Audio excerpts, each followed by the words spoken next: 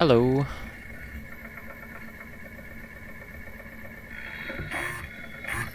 I am playing more Call of Duty today. I'm gonna play Zombies. Someone recommended to revisit. Oh, there's some bot thing. Okay. Yeah, someone recommended to revisit Black Ops 2 Zombies because I remembered it fondly. Because there's like a bus you take to different areas, and I thought that was cool. But some people didn't like it, so yeah, I like to revisit it. I think I remember there was a few maps, also I'll maybe try them all. I do not have Xbox Live at the moment, so I'm just going to be playing locally by myself, seeing how that goes, and I was never into like the zombies lore or anything, so that's going to go all over my head. But I think it should be kind of cool to revisit. Playing on the Xbox 360 should be fun. Yeah, I guess let's get started. Go for it.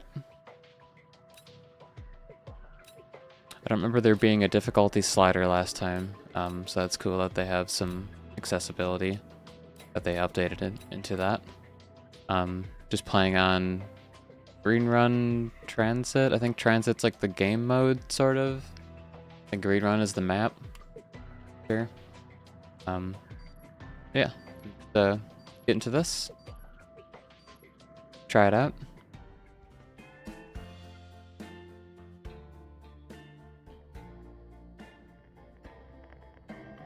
We got some new inventory items down below. Acquiring loot.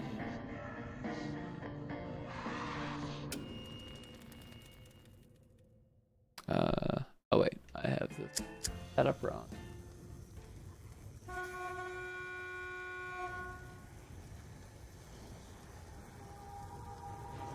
Hold up.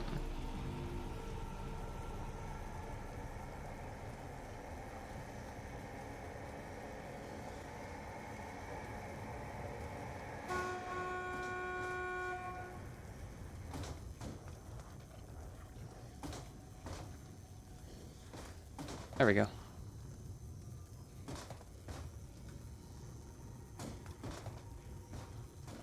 Okay. Revealed. Yep, everything looks good. Audio looks good.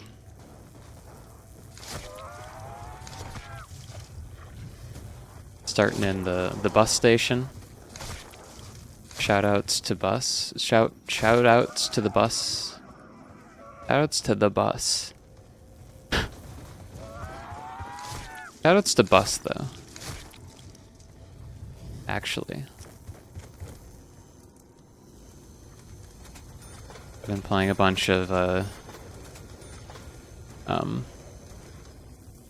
more Call of Duty on PC. Just it's currently what I've been into playing lately, so I'm just satiating that.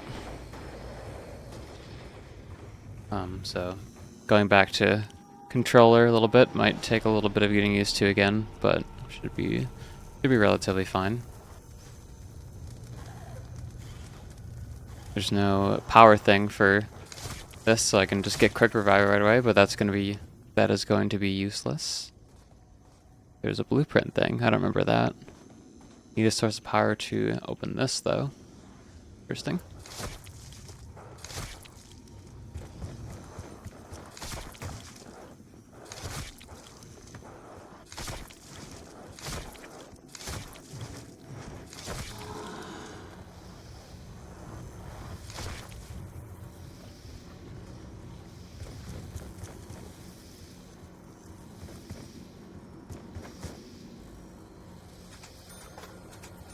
Bus depot.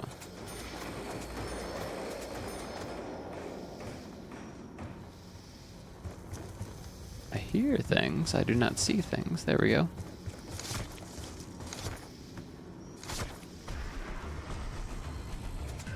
Alright, should have enough to get out of here. So I'll just keep going. Don't need to explore the whole map, but I am in a little bit of danger since I'm playing alone.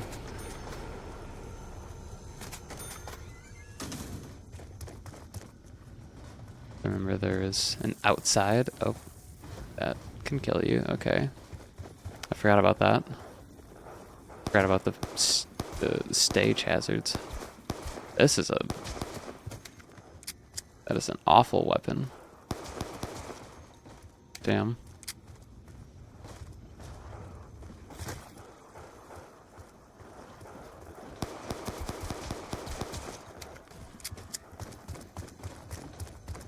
It did not do that much damage. That little damage in the other games. Okay, I need a weapon. Let's get just this. Try that out. Looks like that hurts them, and I can jump over it. That's nice. I can use the hazards. I can use the hazards against them. Help if I actually land the shots.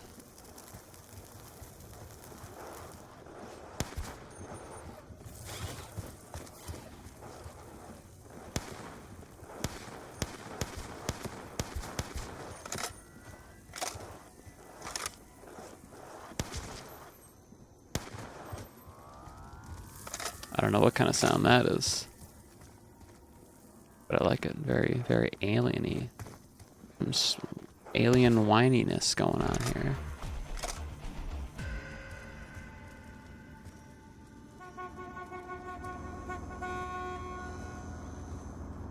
Oh, yep, I remember the, like, robot zombie bus driver. Wait, can I miss the bus? Oh, you don't have to pay for it. You just...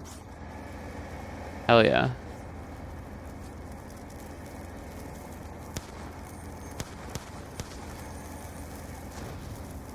Yep, I remember that.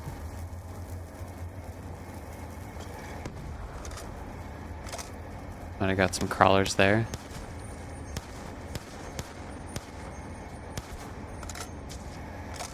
I don't remember if they can actually get on the bus, but they are definitely following.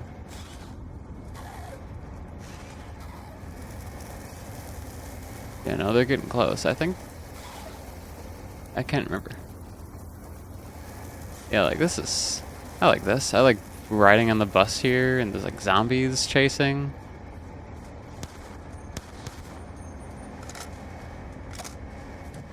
I wonder if you can get off the bus.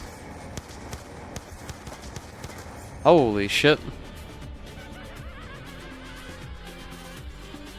So they can climb on the bus. Oh, cool though.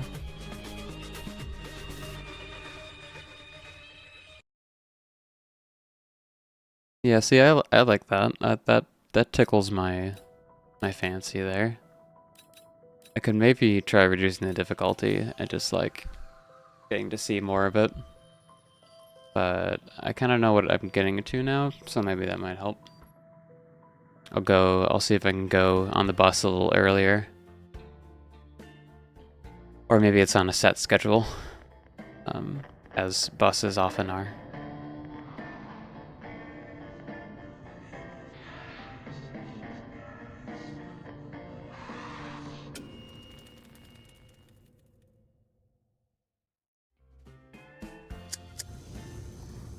The aesthetics are almost like Fallout-like.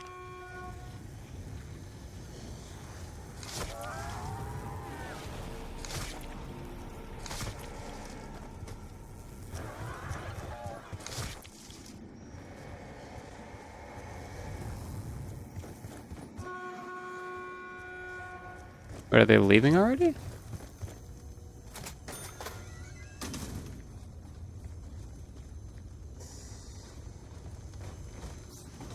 Or are they just... They don't want it to leave without me.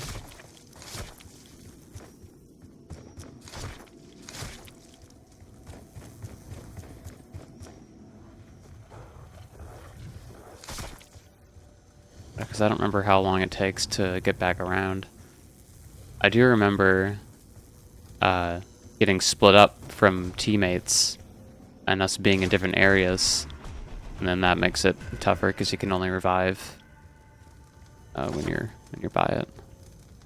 For a part. Oh, that's where those parts come from. So then you hold to add part. I don't remember this. But we're source of power.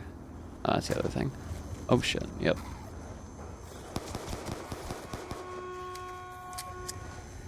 Oh, you're going. Okay. I don't have a weapon. That was sooner than last time. I don't know why I did it. Why I did that so quickly.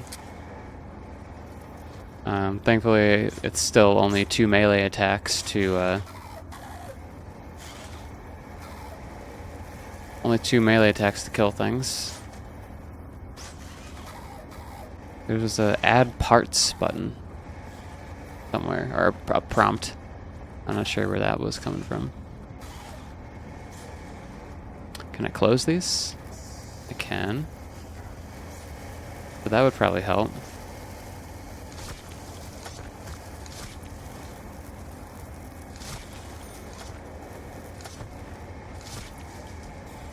Okay, so you can avoid them getting on.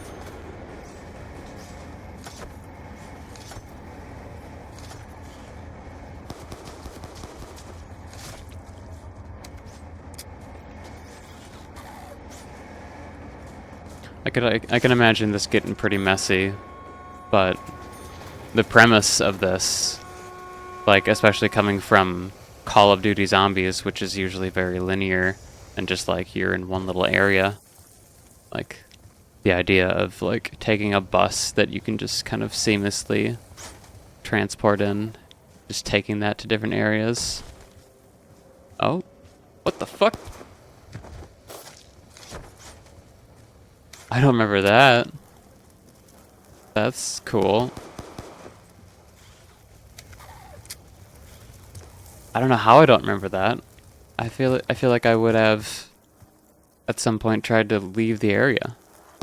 But I don't know, it seems very memorable.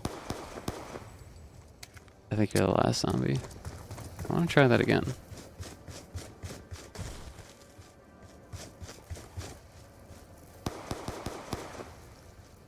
I didn't get as good of a look at it that time.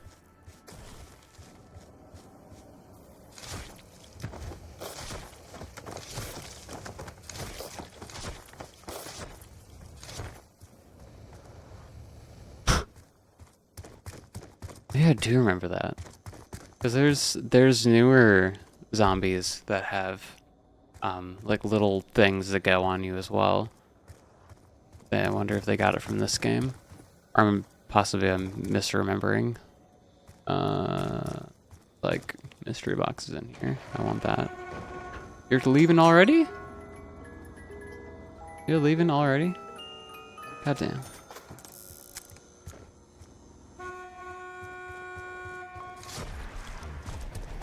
Okay. Close the door behind me. Anything to be repaired? Nope. Yeah, I guess we're just going. I guess the thing would be that you would want to stick around and you don't want to just keep taking the bus. I guess that is the thing here. Because I remember sticking around.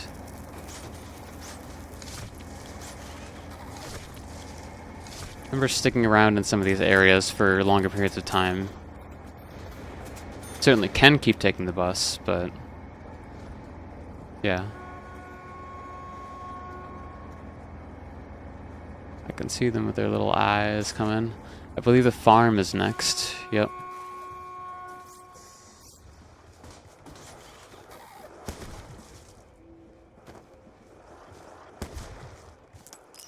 Good weapon. Turns out this is a good weapon here.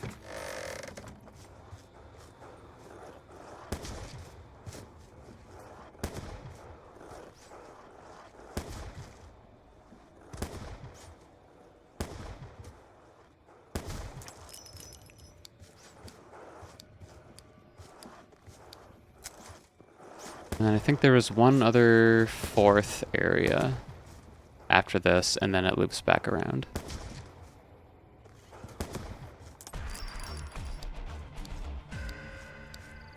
I'm not too interested in the farm, though I know there's some like interesting things somewhere here. I always forget about that.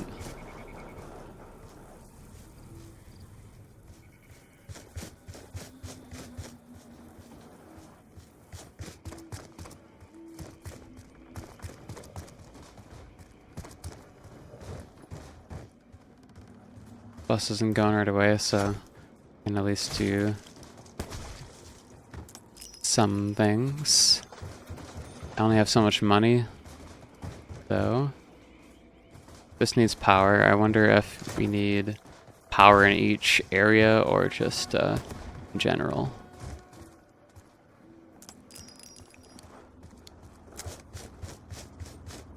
I'm gonna make the bus. I want to keep exploring. But I remember the farm area. Woo! I like that it lets you still take the bus and like chase after it. That is also very nice.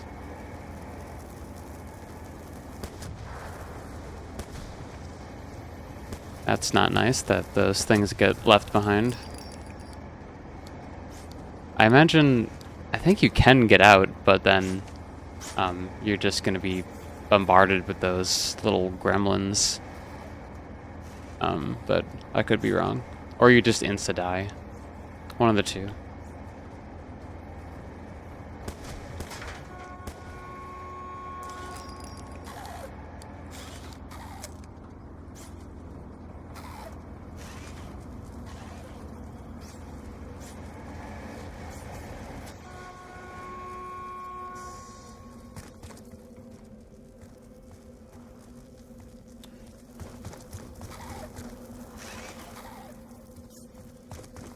Aim assist is getting really strong in this one.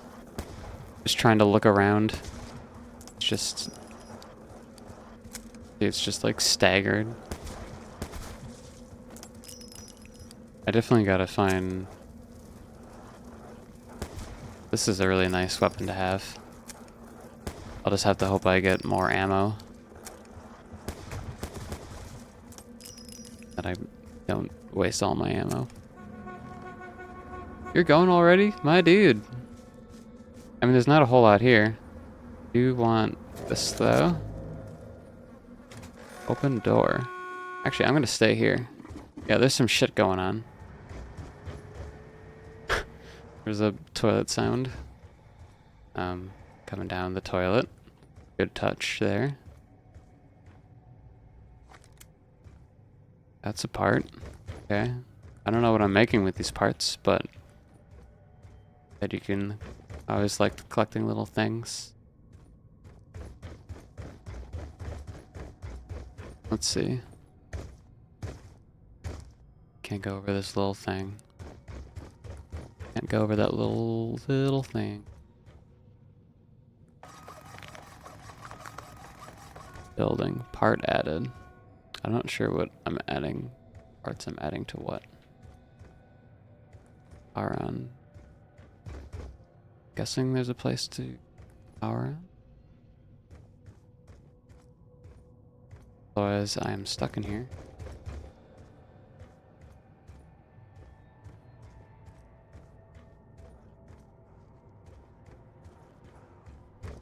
Also, no zombies. Take that opportunity to try and find what I need to be doing here.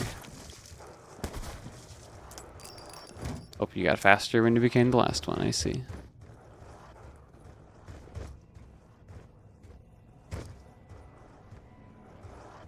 This? A power source.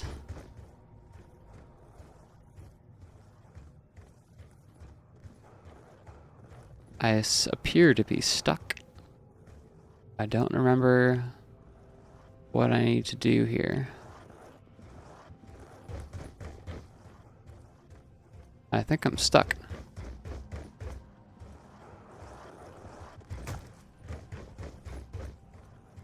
There's nowhere to turn the power back on. There's nowhere to get out of here now.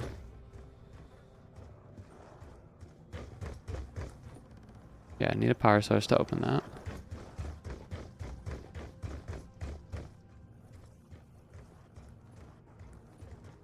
And go over here. Well, this is just unfortunate. Wait, that's a part. But I don't think one extra part is gonna save me here. But I could be wrong. Add part to something that...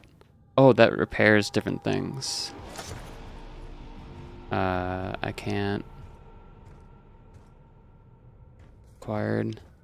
I feel like I should be able to turn that on. But the prompt is not coming up. And I don't see any other parts.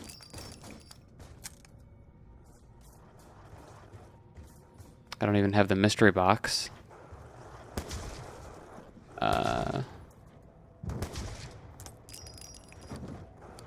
I'm not sure.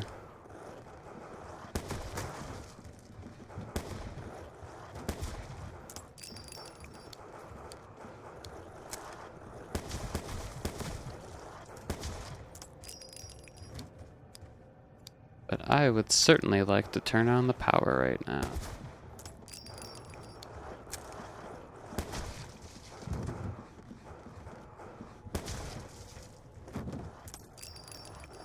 Want one of you alive. Let's make that you. Nope, you immediately start sprinting. Alright, so maybe there's a part somewhere that I'm missing up here. Anywhere else that I can go. I still can't go over there. What part over here? I am not seeing it. Yeah, I do not. I vaguely remember this part, but I do not know what to do here. There's something there. Hold for part. I don't even know where that was.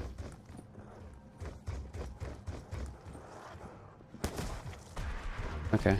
Well, maybe that's what I needed.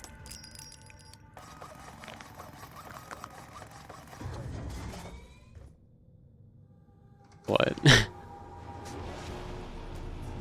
I guess. I mean, I can see. This is one of the games that you can actually see the your hands. I thought that's interesting that you need a zombie hand to pull the switch. Interesting.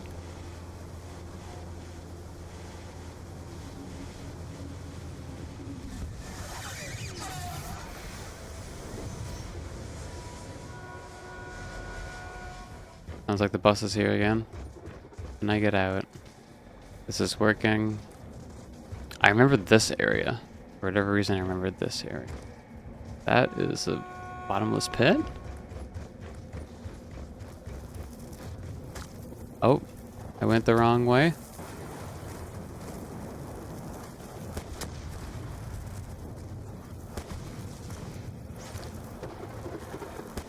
Need to wait for the bus to go ahead and get in its door. Oh, this is bad.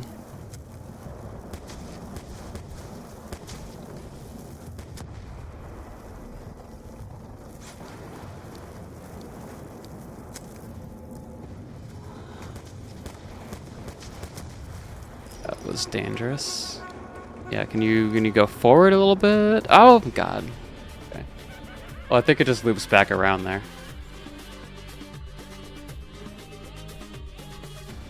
Well, I figured out the power. But yeah, by myself it's a little sussy. I would rather have the ability to be revived if I'm downed. Um, but yeah, that's kind of what I remember. I don't know what the later game of that is, but I enjoyed that part anyways.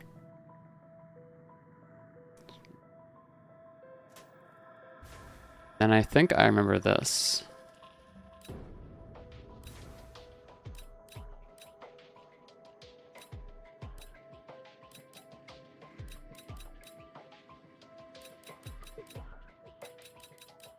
I'll just do normal here.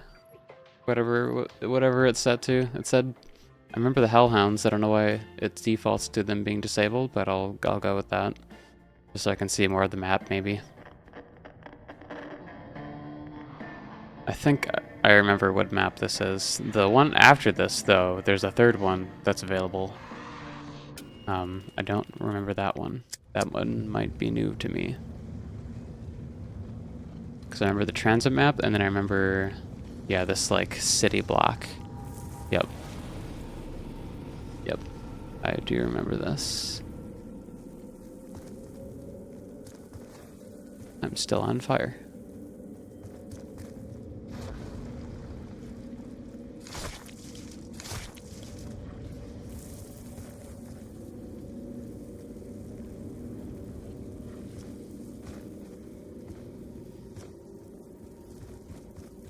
You have to remember there was, with so much space here, there's a lot of space to train the zombies around, lead them around in circles.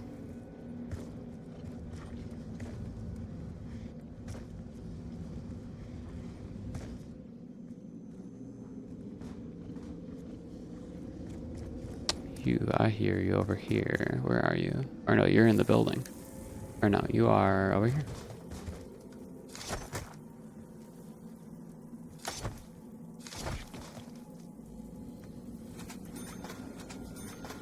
And you are over here. It's kind of like they just crawl through the car. They didn't need to put that in there, and they put that in there. Why not?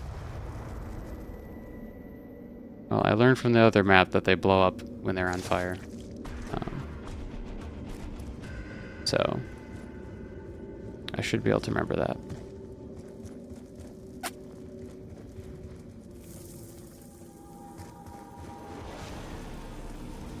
Let's see what's up here. I think there might have been like I would assume a sniper, but no. Nothing like that. Yeah, I think this was a pretty basic map. It's just like a few different areas. I guess there's no power either. No power to turn on.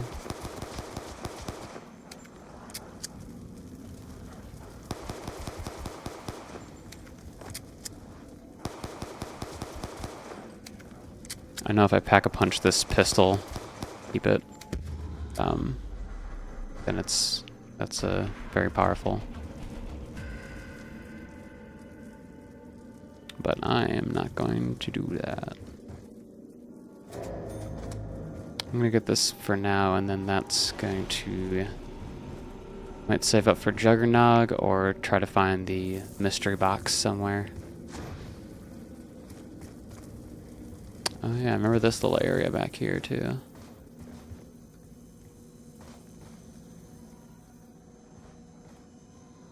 This is an odd little Semtex back here. This is an odd little like room kind of off to itself.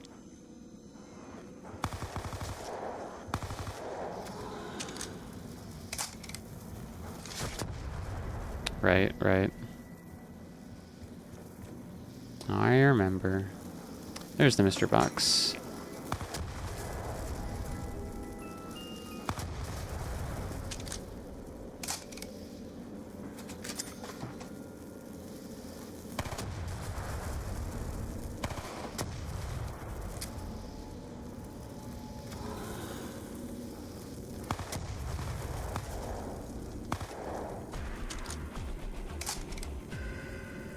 I should maybe have started on a different route, a different round, because it is It's definitely a lot easier on this map to get to higher rounds, but also I'm again playing by myself, so I only have so much wiggle room, so many room for mistakes, and I would definitely will be making mistakes.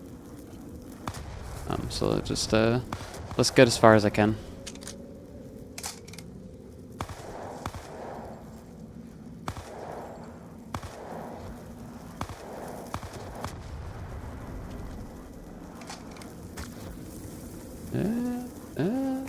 Yeah.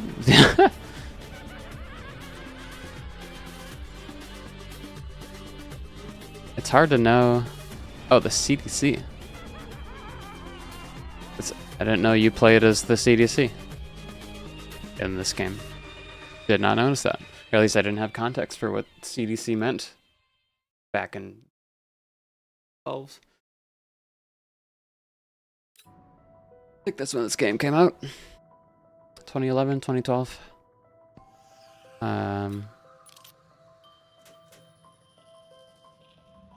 Here's about this last one. This is just the farm from the first one, that first area. Yeah. I see. So this is why I remember this area the most, because we would also play just on the farm. Unless they added this on later, because people enjoyed just staying around in the farm.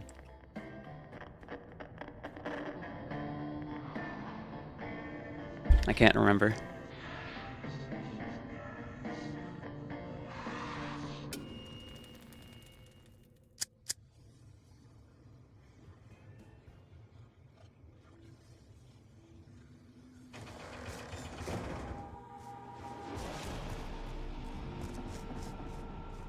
Mystery box is up there. Go there. Is this why people didn't like the zombies in this? These, like, just hazards that you had to, like, jump over? They are quite annoying. I remember that, and I know that now. It is still quite annoying.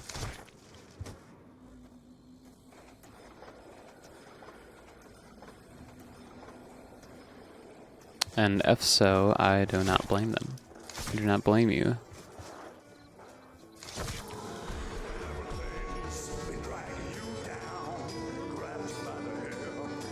Is this when they started having jingles for these things, or was that in the first Black Ops? I don't remember. Again, revive useless to me now. I want to save up to get to the mystery box. My current goal. And I can get there. That bring me all the way.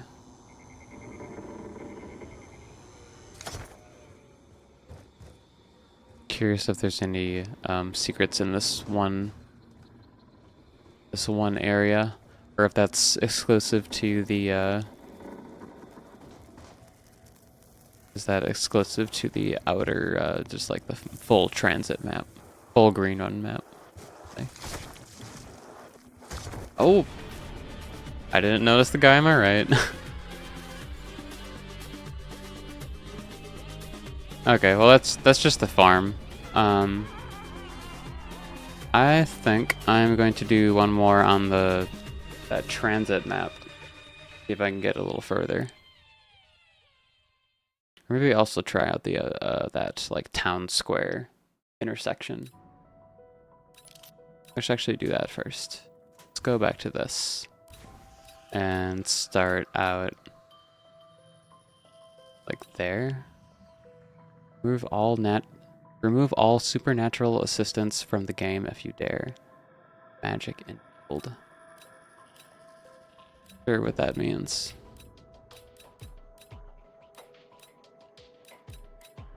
I'm good with the starting round. Well, actually, this will mean more zombies right away.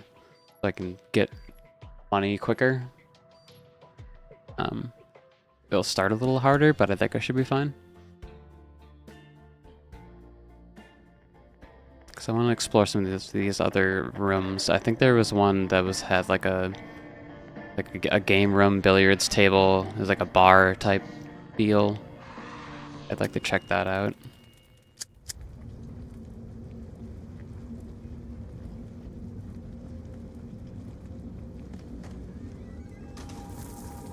Starting out round 5. Gotta remember to jump over these things.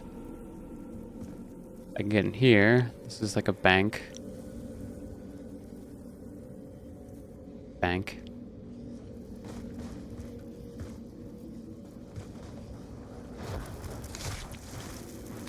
Oh, okay, you do start out with... I just noticed you start out with money.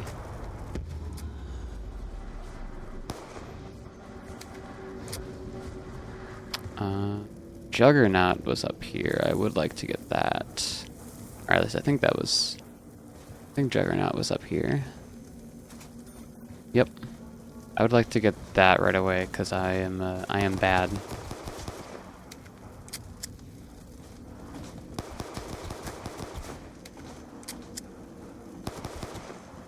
I am very bad. I am bad. Can I jump out? I can. Does some damage. That's fine. I will circle back and get Juggernaut. And then also maybe grab that MP5.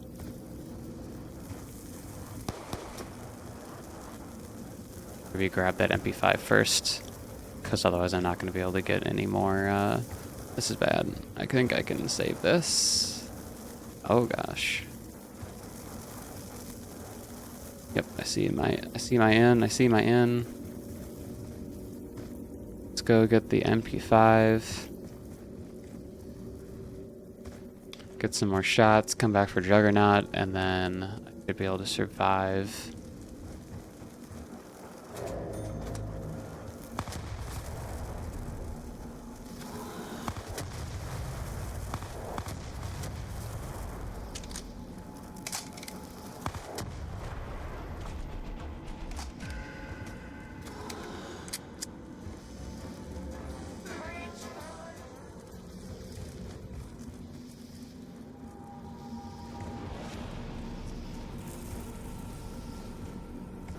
Bar, bank, whatever that is, residential. Sad that I lost my thing, my insta kill. Yeah, this gun really sucks in this game. I have enough for Juggernaut though. I'm gonna go get that before I do anything, just so I can survive a little easier here.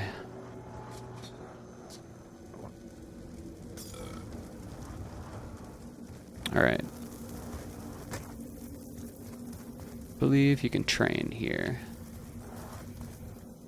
Hopefully. There is a long train though. This is a little iffy. But I have Juggernaut. I think I can get around, hopefully, here. Nope. Well. Okay, well if you have a long train of zombies like that, don't go in that area. And you're effed in the B. Real for real.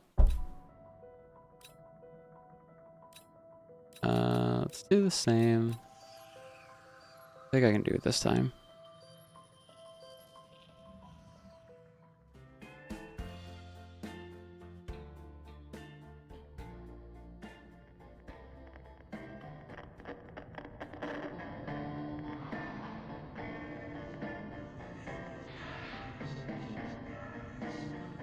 The music, the like very upbeat music, almost also reminds me of like the Destroy All Human games, like 50s Roswell Alien vibes. All right, I'm going to make it into the bar. Oh, well there we go. I made it into the bar.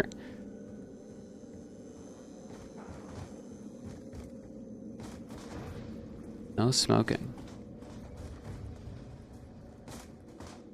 Yeah, so there was a billiards table. Cash register. Art on the walls that I do not remember. Oh yeah, right. I'm on level 5. I'm on level 5. Gotta be careful. I have enough to get up here and get the MP5. Going to do that.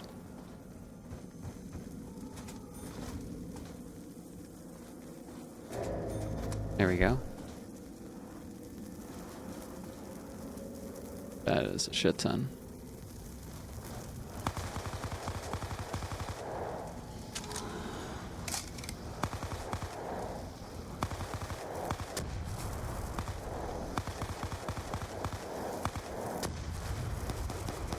Don't waste all my ammo. There we go.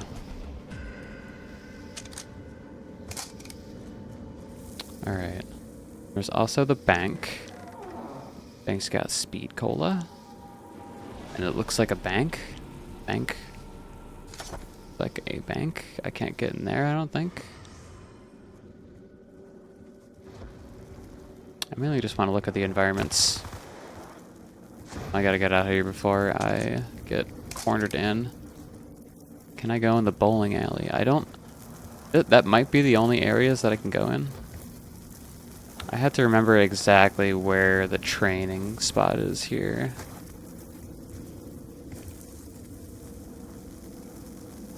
Because it's not a hugely obvious spot.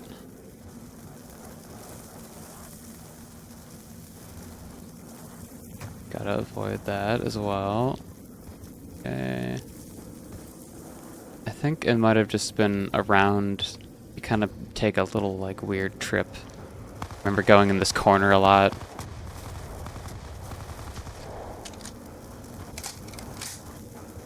Yeah. But then you could get bit in that little corner there.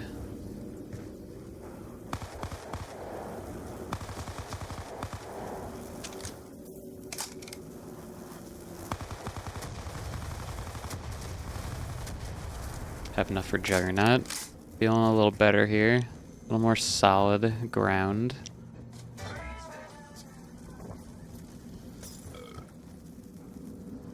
Figuring out where the spots are. There's enough to where I'm not too worried about getting blindsided here.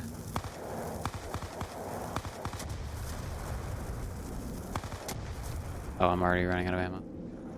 Cool. Nice. Last shot. Let's go. That is a bowling alley. Cannot go inside, though. Yeah, I think it's just the 3 doors. Yeah.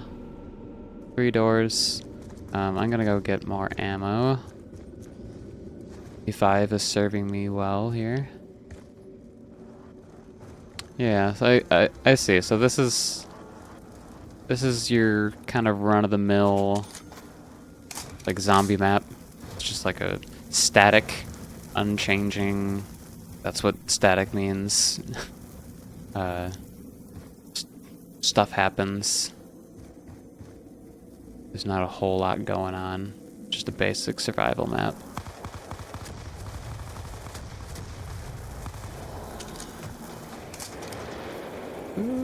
Don't die now, don't die now.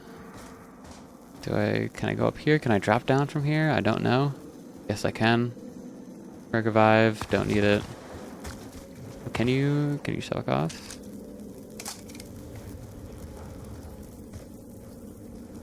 That could kill me.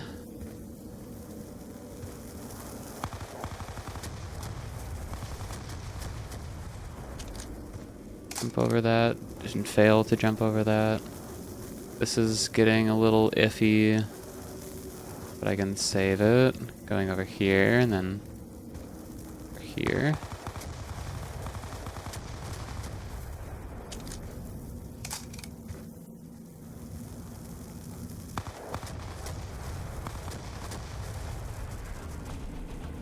And I'm already out of ammo.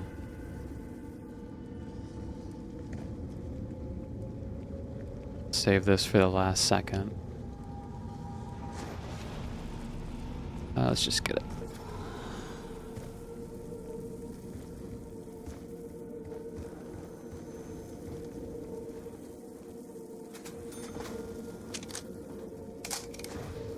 Because it's, or I guess it's worth depleting all your ammo before you get more. Then you get more ammo out of it. Good to know. Right, people can come out of the ground there. This is a bad spot. Should work out though, maybe? Oh! Okay.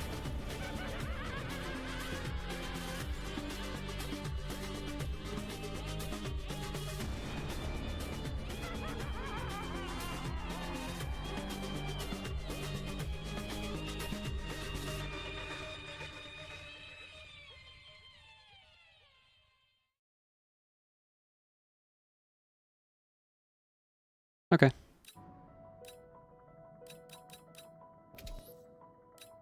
I'm gonna switch over to else. I'm going to, well, I can say what I'm going to switch over to Modern Warfare 2019, which I recently picked up because I was curious about the gameplay changes in that. I hear like Vanguard and the Modern Warfare 2 have a similar feeling. I try not to buy too many of the new ones, but they were on sale, so I picked it up. I have some thoughts and some tribulation about that game, its community, but it's fairly fun. I have like the I'll talk about. I'm gonna switch. I'll be RB, and then I'm gonna talk about it.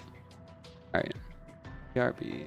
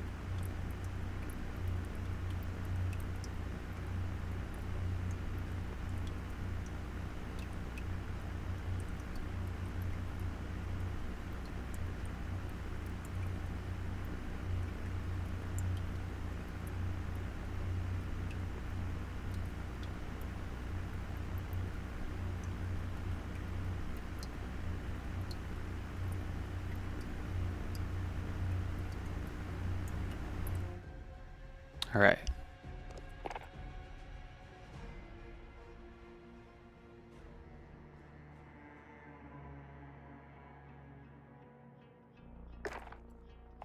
Yeah.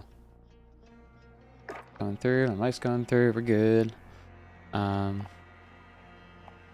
Yeah. The menus in this game are quite similar to Black Ops Cold War, so they definitely created a new design language with these new games. I don't know if it started with Modern Warfare or if it started before. Don't know enough. But that's something. Good to reuse assets and things. I've been enjoying for this game. I've been enjoying just the standard like progressing with different weapons, unlocking attachments and camos, and doing the challenges, fiddling a lot with classes and like figuring out like what works for my playstyle. That's been enjoyable. That's been the enjoyable part of this game for sure, and the gunplay, of course. Well, I'll try to talk over some doing shit. Filter, TDM, I'm good with that. That's all been good, going good and stuff. I know a complaint about this game is that the time to kill is so low, and I agree that it's kind of weird. It almost feels like headshots are even more important in this game than they would otherwise be in other games. Like playing the core mode in this, like not hardcore, but core, it almost feels like in between hardcore and core in like any other game. Piss me off. Turn this down for myself. I can hear myself think. I don't know what map we're on. Around this one, okay. Team deathmatch. We've got enemy inbound, lock and load. But yeah, it has a weird feeling. I find myself often in this game just like maybe killing one person or like per life, or like almost killing someone and they kill me before, and more so in other COD games. So it just has like a very different feeling. Just health-wise. Changing max. And then I've also encountered people that are just absolutely gaming and like sliding around and jumping around corners and going extremely fast. I think they're like slide canceling. Enemies halfway there. Changing max. I think that's what's going on. I think that's a thing from... Oh, that kills you. Okay. I think that's a thing from Warzone. At least, maybe it was popularized during Warzone. The like slide canceling and like this shit that just makes you extremely fast compared to everyone else who's like just walking around, maybe sprinting, and like they're a much easier target than people like sliding and jumping and doing all this weird stuff. That is like, it's a way to play the game. It's been weird to play against. It's just been kind of difficult to get used to. Like, it reminds me of trying to play Apex Legends, where people move so fast in that game, and trying to like keep my reticle on their body while they're moving around is just very difficult.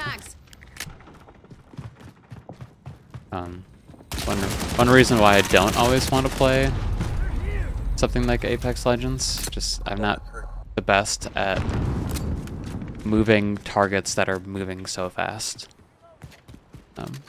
That's interesting.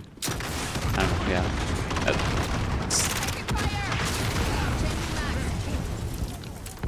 There's a lot going on.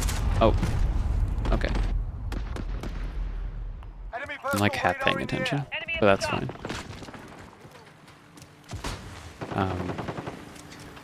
Yeah, so I've had some weird stuff with playing wrong button with playing against people of different gameplay levels. Enemy cluster strike incoming. Take cover. Yeah, my hunch is that it's people who've played Warzone and like gotten very good at that kind of gameplay, because you can play that. I feel like battle royales, you're often encouraged to play a lot more aggressively, and so it's people coming from that back to the base, like Modern Warfare games, Black Ops games, with that like tech and that play style. I mean, there's always been people in Call of Duty games like that like to jump around corners and do all this fancy stuff, and I do it to a degree, but yeah, I don't know. I don't even know if that's a thought. It's something. That's some words coming out of my mouth for sure. They have a thermal? Nope, they're just spraying. I have seen the interesting strategy in this game of people putting down a smoke and then using their thermal to see through the smoke and kill you. I guess that's been a thing before, but I noticed it more succinctly in this game.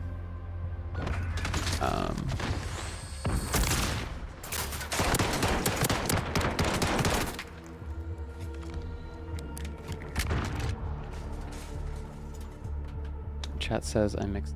Welcome to chat, Maxie the cat.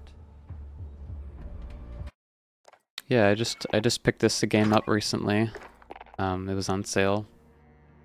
Try not to buy the games new too much, but it's been kind of fun, kind of annoying in some ways. I think it's just takes some getting used to.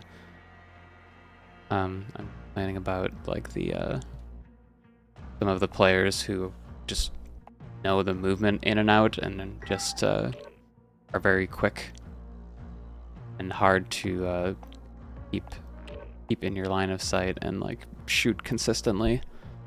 And I think the thing that makes that annoying is that part of the game, with the time of kill being so low, like wants you to kind of take it slow and like go around corners and like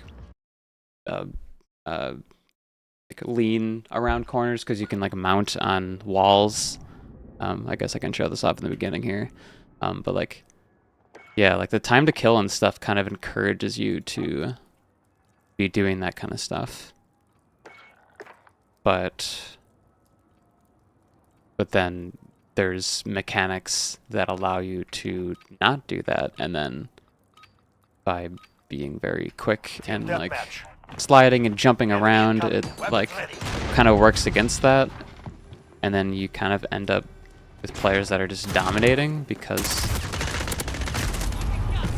they know the movement tech and they're just flying around and are a very hard target that you don't always expect with literally every other player not moving like that.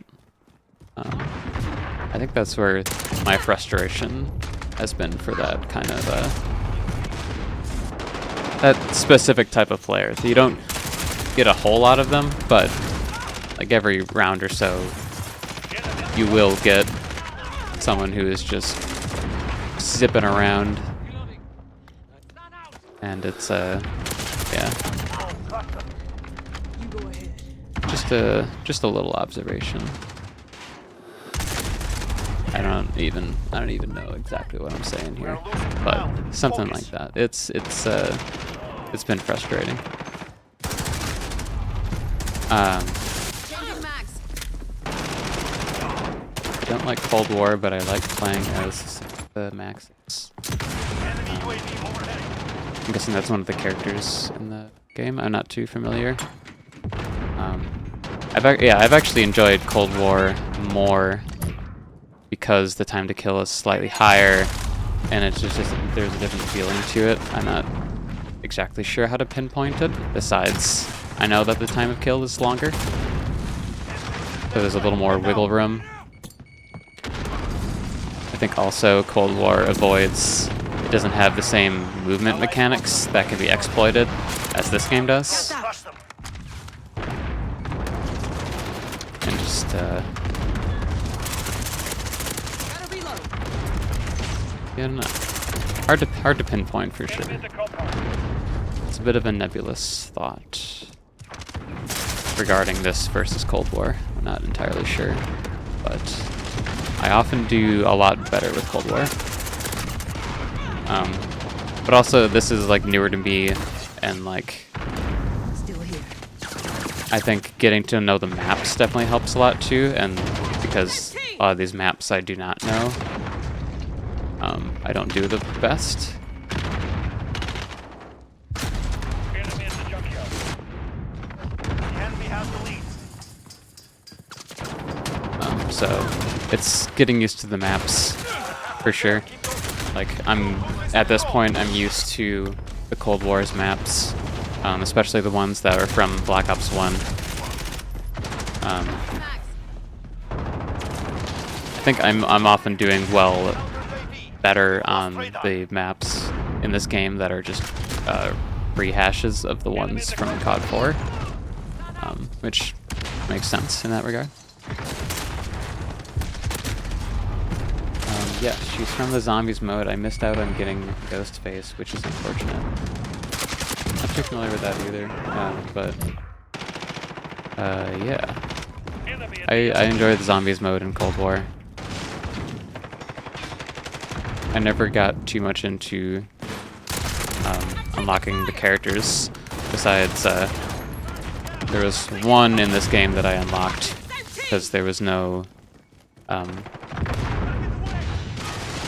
female character in one of the factions, so I went to unlock that.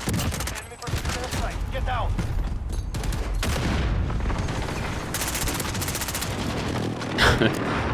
This small map is so hectic. This is definitely a lot harder to talk over. Okay. Well, they've almost won.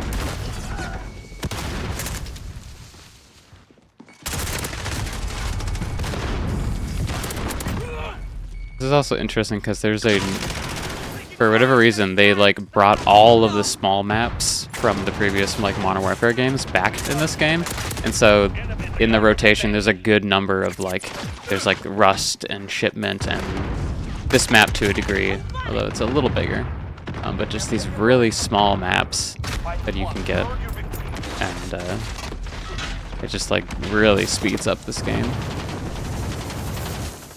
Multiplayer feels unpolished for me, not sure what it is. I know MW19 Cold War are in 2 different game engines. I guess I got too used to this game. Yeah, I think it's just whatever you're used to. I got used to Cold War, and I was also just more used to Black Ops games because I played them, I think, ultimately more often. Mainly like Black Ops 1. I didn't know they were in different engines though. That is interesting to know.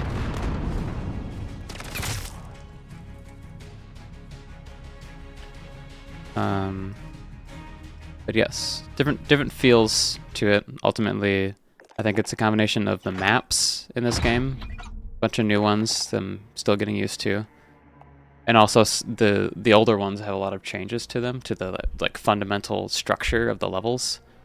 So there's different like sight lines and different paths to go. So getting used to that as well, even still makes it interesting.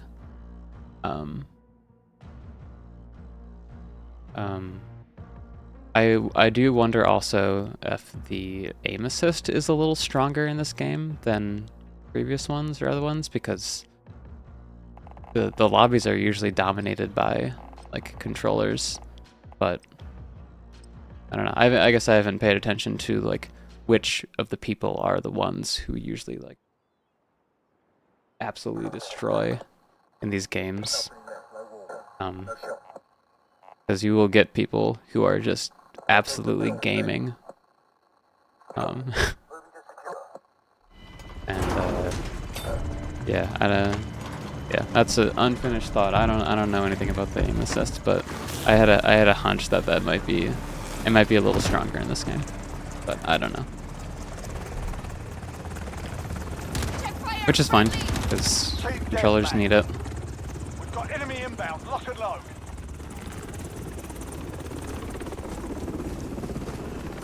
But I'm so used to at this point from playing a bunch of Cold War and now this to playing these on mouse and keyboard that I think I often do a little better on mouse and keyboard than I do on controller now, even though it used to be the other way around.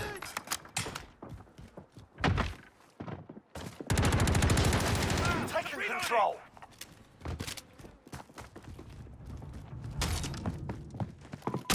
Reloading. It also definitely helped putting my mouse sensitivity like all the way down in these games. So now I move the mouse around more, but I get finer movement. So I can Reloading. Come on. can usually get better aiming. Do that. Oh, people are just going there. There's also a thing with I guess so. I think I remember people so critical of controllers users. Yeah, which is fair considering the aim assist, but I think Reloading. like at least especially with a game like Halo at least, where there's no like aim down sights, there's no like hold the button to get a finer control. Like aim assist was like necessary, I feel like. Reloading. Wait. But I think that's fair, but kind of unfounded. But I guess I don't know who ultimately has the advantage in these games. From I don't know. I haven't. Personal radar Yeah. drone ready for escort. Oh yeah, the mount. Yeah, there's leaning in this game, which I've been kind of using. Kind of not.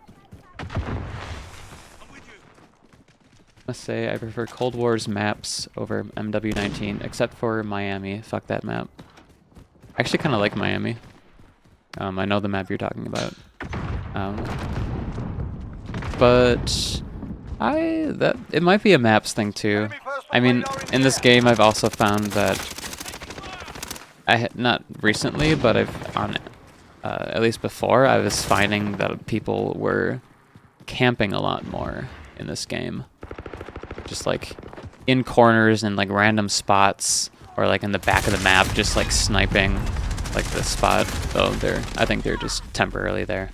That's fine.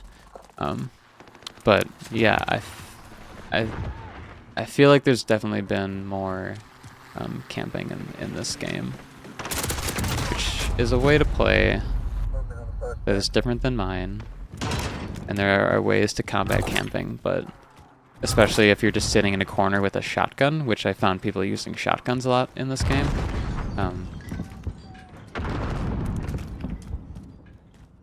Then it's tough to deal with a camper. And I mean, maybe the best way to deal with a camper is not to deal with a camper. Didn't know they were in there.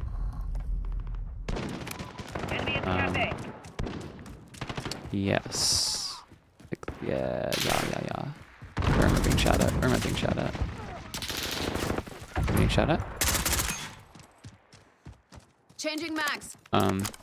Another thing I've definitely had to get used to also in this game were the spawns, There for now. because they very much 100% the spawns are different in this, where they will spawn you fairly close to enemies, or like in between where the enemies are.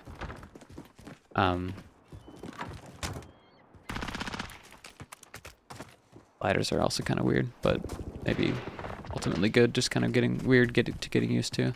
But yeah, the spawns, like within like a second or even less than a second of spawning, like quite often you can encounter an enemy just with how they do the spawns in this game. Enemy So UAV they are quite, yeah, because they will spawn you like right in between where the enemies are. It always amuses me whether it be MW19 or MW22 that I see people in places that I never thought I would see in a COD game. Infinity Ward gave so much spaces for players to be on. Yeah, I've definitely noticed that in the older maps, especially because I know them more. Just like players will camp in spots that that just were usually very empty, whereas they're it's just like these like corners of the maps that I never even thought of, or just like these are used like if you're playing headquarters or something, like, but otherwise players are not gonna be found in these little corners. But then in this game, maybe partially to do with the map changes, but otherwise.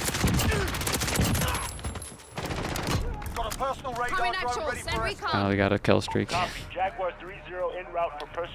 But yeah, you can see my problem, except for now, of just like, usually I get like maybe 1 kill per death in this game as opposed to playing in Cold War. I don't know what I'm talking about, or what I was talking about. Yeah, the camping is interesting, for sure. Enemy at the bazaar. Not entirely sure why, where it comes from. If it's just the time to kill that makes people be a lot slower and campier. This is Jaguar 3-0. Personal radar is bingo fuel. Recalling to base.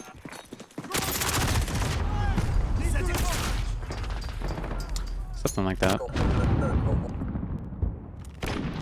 But otherwise, the other thing is just the at least when I started, I had like voice chat and text chat and all that on.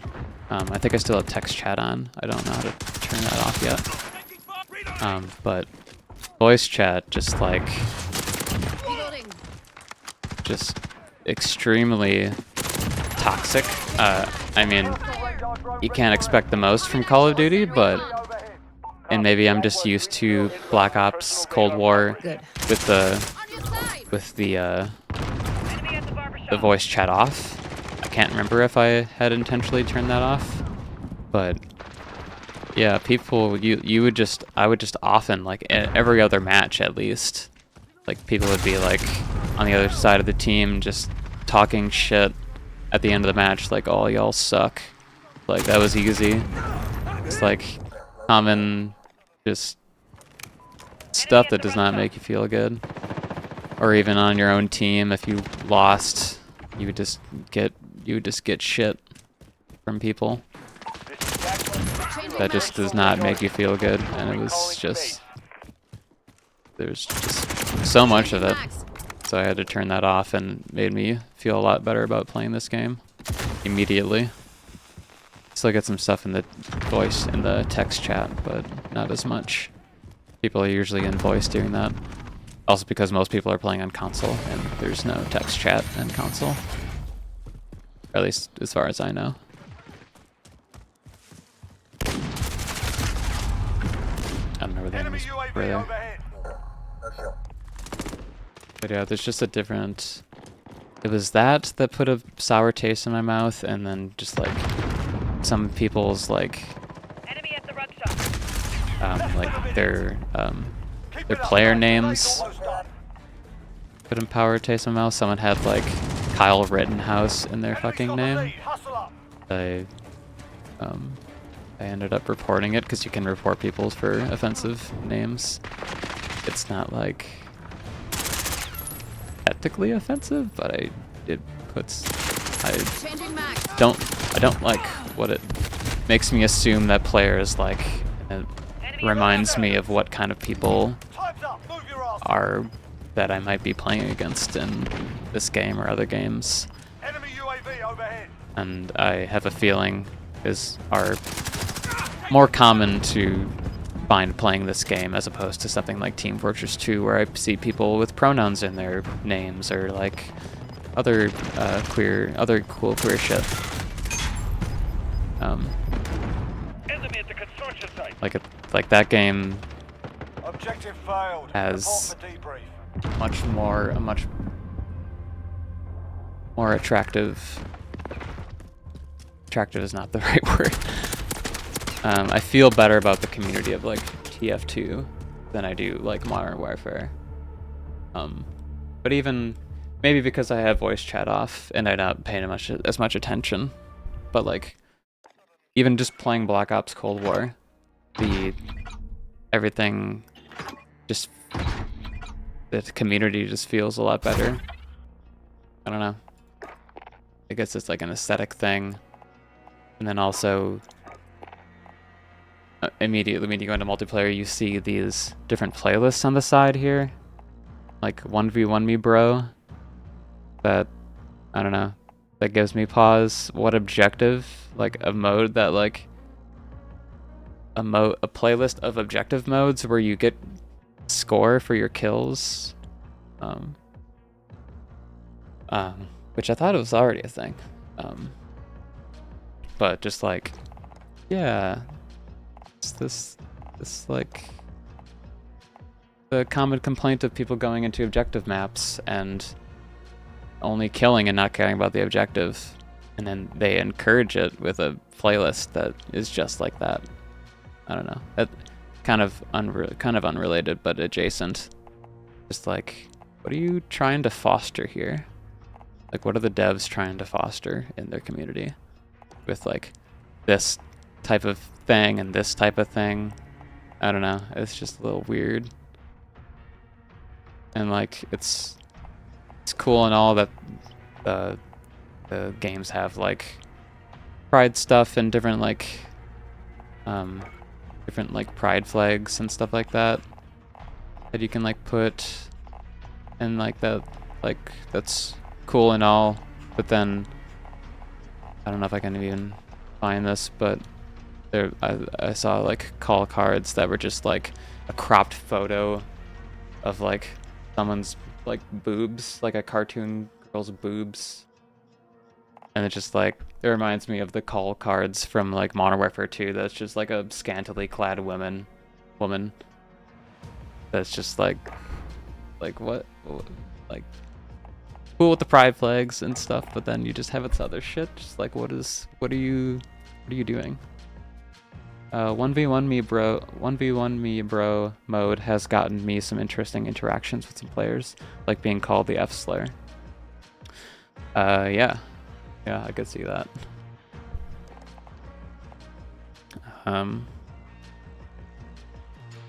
Yeah, I mean that's also what I feel like that is encouraging, because it specifically says you can talk to your opponent. Like they're trying to breed interactions here. They're trying to put you into weird situations with random people. Like going into this mode with voice chat on sounds like a nightmare. Like, I don't know. Let's get back into it though. Yeah, I just have a lot of thoughts on this game. Like, I'm enjoying it in parts, but then yeah, when I guess when I get frustrated playing against people that are insanely good, that frustration then grows into like me being frustrated with other parts of the game, and it reminds me of like, yeah, some of these people that I'm playing against are fucking Trumpers, and like I saw people with Trump clan tags, and it's just like, you can do that, but like makes me feel icky. Or whatever. Yeah, it just reminds me of some people that I am playing against, and it feels weird. It feels weird for sure.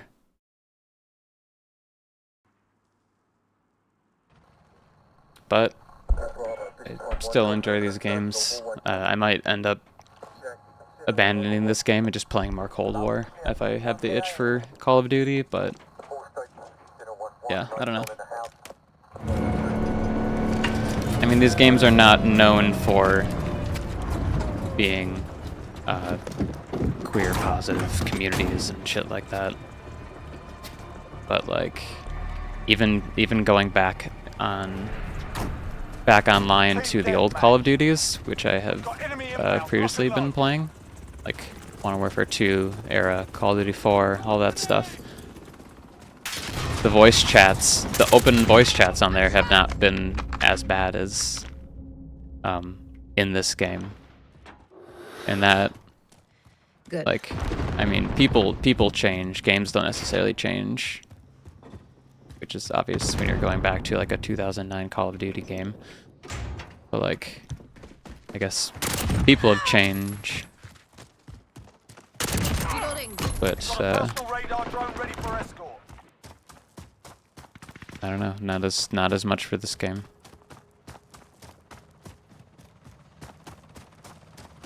Like, they're like trying to be progressive in some ways and allow people to express themselves or whatever, but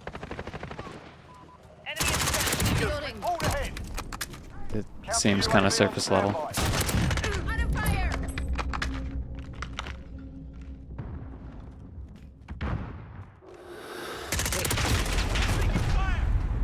Okay. That's pretty much all my thoughts though on this game. I have with how it feels different and stuff, it has been interesting to kind of like figure out and learn the maps. Let's go. And I have done better as of late after playing on these maps more. Got that one. And forget if I mentioned, but I think headshots are also more important with the time to kill. So I've been learning to try and get headshots more often.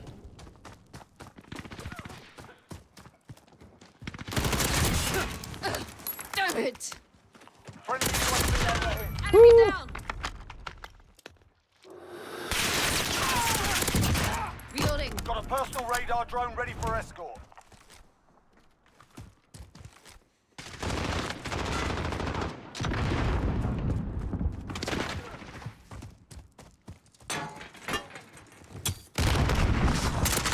Reloading. But yeah, the mounting and movement, like vaulting over stuff very quickly and going in and out of mounting feels good in this game. Missile, go for launch. Target locked confirmed. This is Jaguar 3-0. Missile away. We die in here.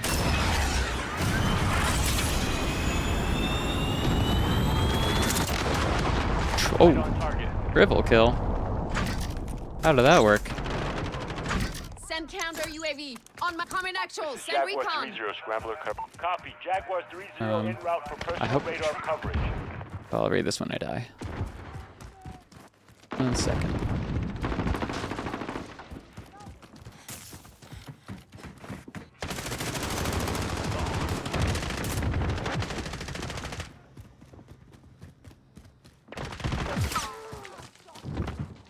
Where are they at? There's definitely been a number of matches in this where I think a combination of like my teammates doing extremely well and just like destroying the enemies Personal radar's been shot down. and We've lost Overwatch. I don't know, spawns or something. But I have had matches where I can barely find anyone at all in the game. Alright. I hope Treyarch's next game will be good, and I hope Samantha Maxis will be an operator again. It sucks that everything you earned in MW19, Black Ops Cold War, and Vanguard isn't usable in Warzone 2. We're halfway there. Keep fighting. Oh, I didn't know that. I thought that was their whole thing, was trying to Friendly UAV overhead. make that all cohesive. Because I was slightly disappointed starting this game, and my rank was already up because of Cold War. Like, I wanted to start from the first rank and go up again, but they robbed me of that because they wanted to make them cohesive, I guess.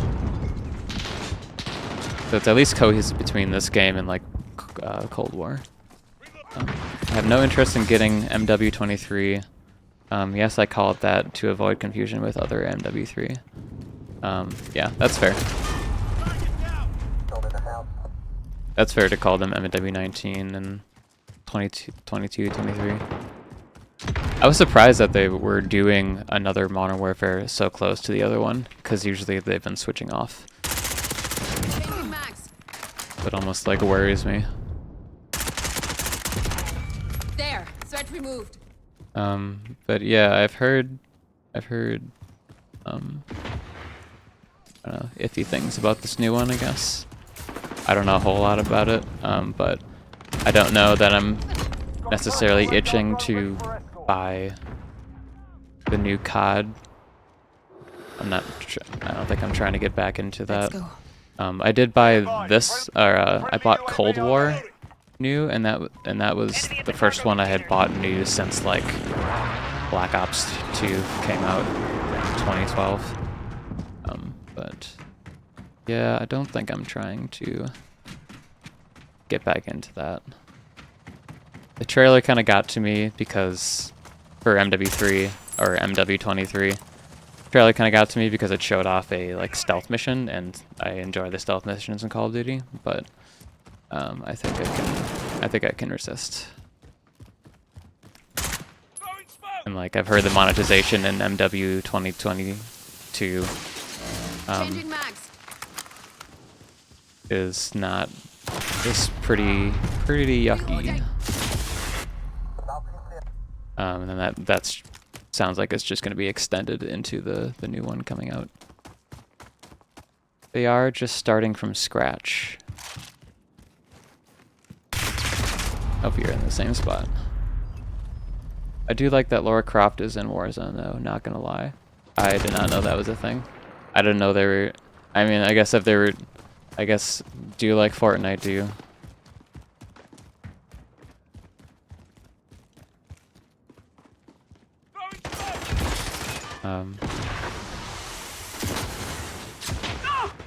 I guess I'm personally not one to like characters from other unrelated games going into other games.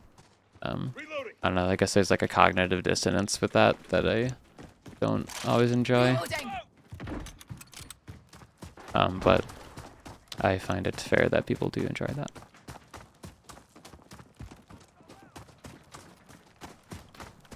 That's kind of the reason why I don't enjoy. I kind of don't enjoy in like the Star Wars Battlefront games, new and old, that you can play as like the various like famous characters and Jedi in the game. Like I would prefer if you only play as soldiers, because it's kind of weird and dissonant to me that you can just keep playing as like Luke Skywalker, and then you can die, and then you can come back, and someone else can play as Luke Skywalker. It just seems very, it's always come across as very masturbatory to me.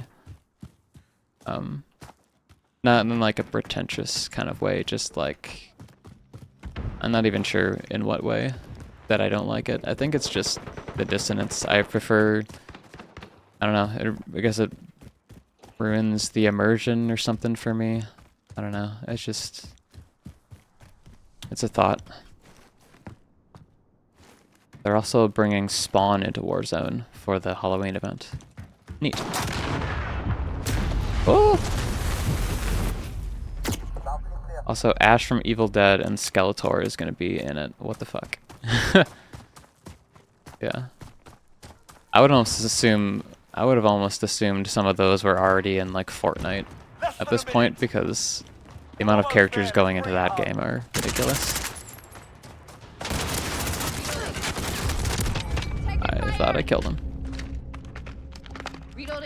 This is unfortunate though. I don't know why it's not having people join this. I guess because the match is almost over, so they don't want to have people join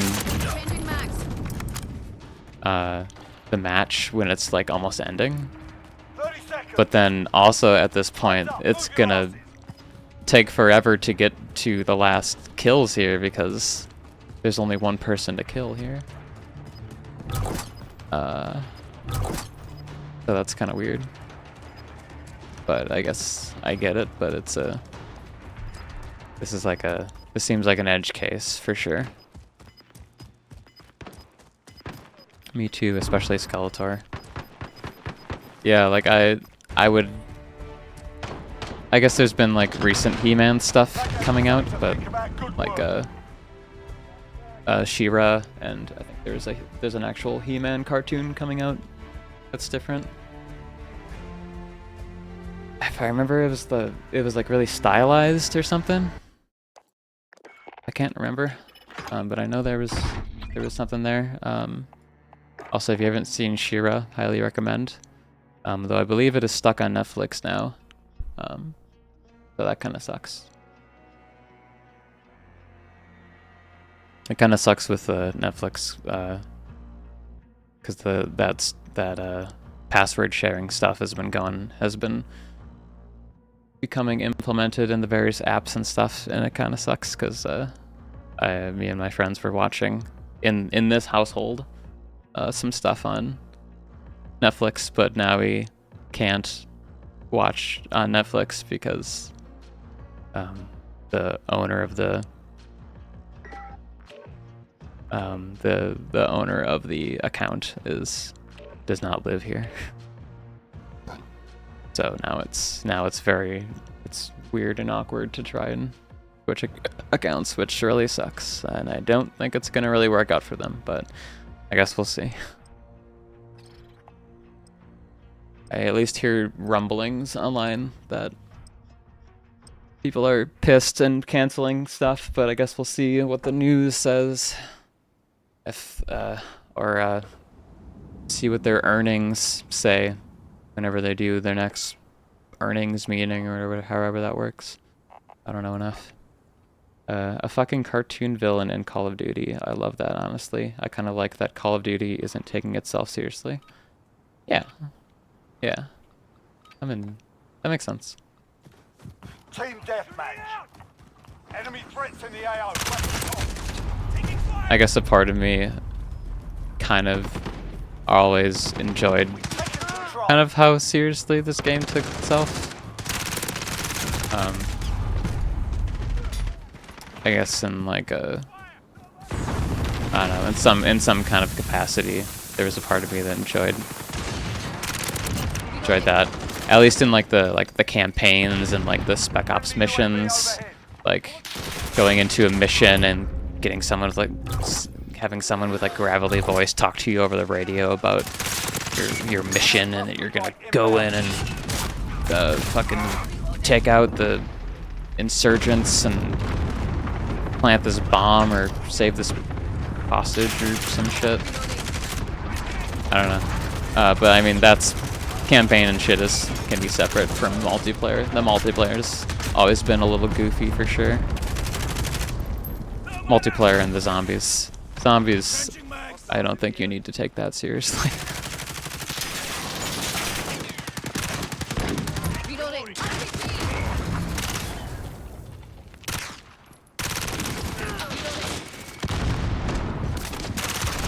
Oh, sliding around. So true. So true indeed. Zombies mode is a fucking rabbit hole. Yeah. I don't know if you caught it, but I was just playing Black Ops 2 zombie mode for the first time in a while. Just kind of by myself. I've definitely enjoyed the zombies modes for sure.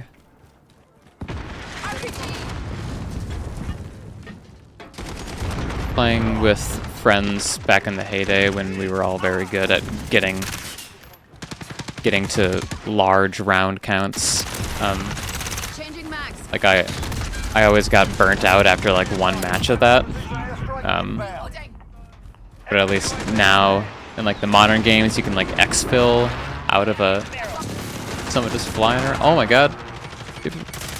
I didn't know they had ragdolls in this. There are two bodies just flying around.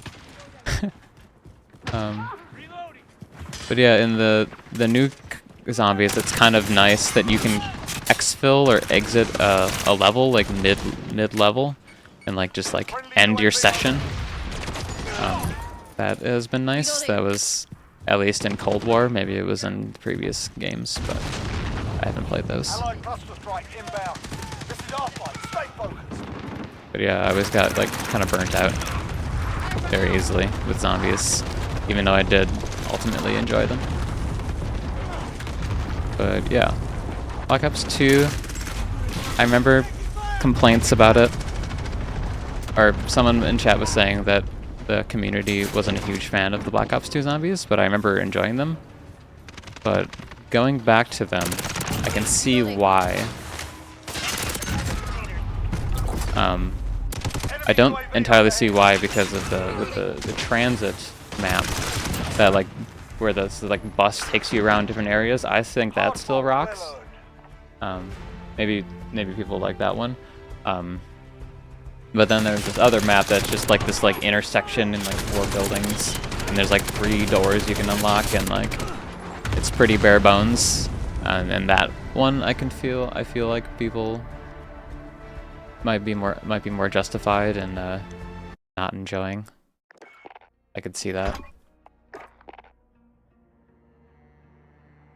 I like transit. Yeah, me too. I always liked, cause like the zombies maps were always, at least from the early games, like very. At least maybe I'm comparing most to World at War, and everything's been changed since then. But like they've always been like you're just in this one location, and like you just survive for as long as you want. There might be some doors to unlock, but that's like it. Like even Black Ops 1, I think. Like the areas are larger for sure, but it's just like one big area and that's it. But then like yeah, Black Ops 2 came around with the transit, with the bus. You can get off and on seamlessly, and like you have to kill zombies on the bus and shit. And like I was really enjoyed that. But I'm also just a sucker for like first person games where you get to ride vehicles and stay in first person. I always enjoy that. And or like that you can be in a vehicle and walk around in it. I like that. The aesthetic is still amazing. World at War's aesthetic will never be topped. What map am I on? No, I want. There we go. I get that. It definitely does have a strong aesthetic. We have control. Crush them. Like there's a very pure and simple aesthetic to the World at War original zombies. I'm sad I never played the DLC. I do still kind of have the chance, I guess, to still play through that if I like to. But yeah, there's something very visceral, and maybe that's partially due to it being the first outing of zombies, of the zombies mode in that game. But there's definitely something very pure about it. Very, I don't know, like mysterious, almost. Mysterious and dark, and maybe that's coming from the perspective of having played that when it came out and that being novel, as opposed to now if you had played other zombies modes and came back to World at War, it might feel like, yeah, this is the predecessor.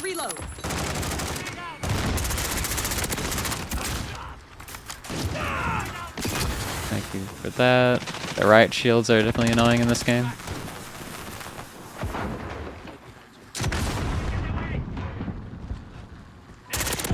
Gotta reload. That one's down. Yes. Gotta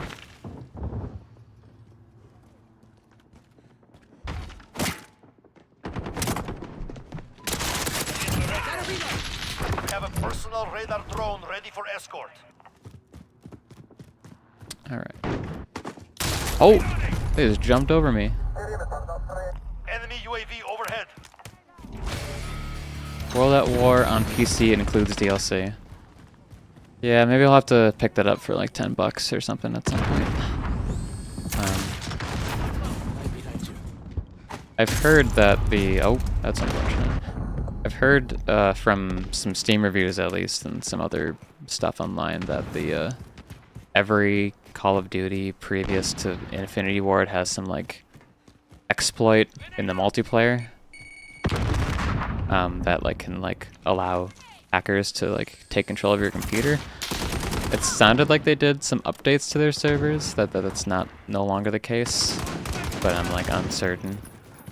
I'm like a little weary right now of like playing that, but I mean you can also play zombies solo, so just do that. I still play World at War mostly because of how I think it's the scariest zombies will ever be, and there are custom zombie mods that keep it fresh for me. I haven't considered the mods for World at War. I know, I saw that. I know Black Ops 3 has a modding community. I know about that. I think there's a Steam workshop for it, which is cool that has it. That's one of the games I would still like to pick up that I haven't played before. One down. So I'd like to try that out. We're halfway there. Keep going. You gotta use some clients to be safe and play active games. Gotcha. I remember using clients to play Call of Duty 4 on PC. What the? Allied cluster strike incoming. I don't know where else I was being shot at there.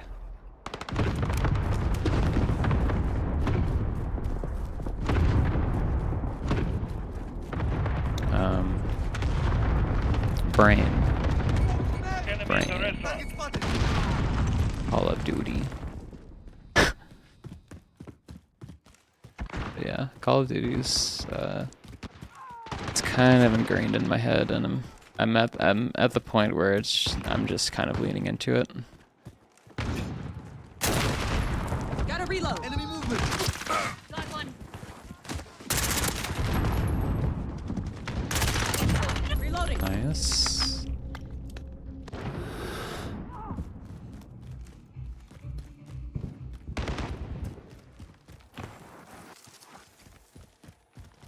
Like, I don't feel the need to, like,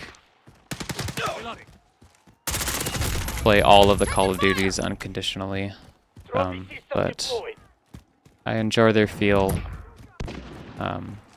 enough to get some of them, play some of them sometimes. It's just a urge that I get. Lately, it's just been a hyperfixation of sorts. It's just been my go-to. Something to play at night for too long. It's very easy to get sucked into. Plutonium is compatible with World at War, Black Ops 1, 2, and Modern Warfare 3. I'll have to try that out.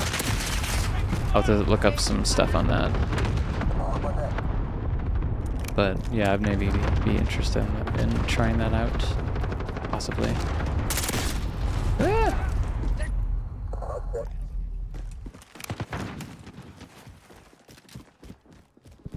Gap. Bap? Gap. Let's say gap. Grenade out. I do remember like all of the Call of Duty maps always being extremely populated with like items and stuff, which was also always a draw for these games.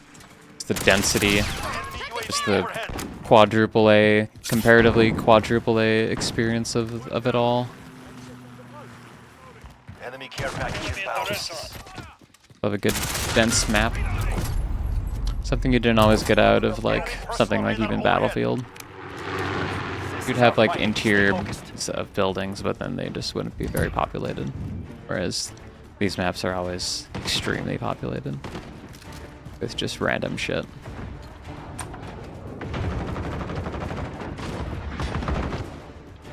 Enemy cruise missile.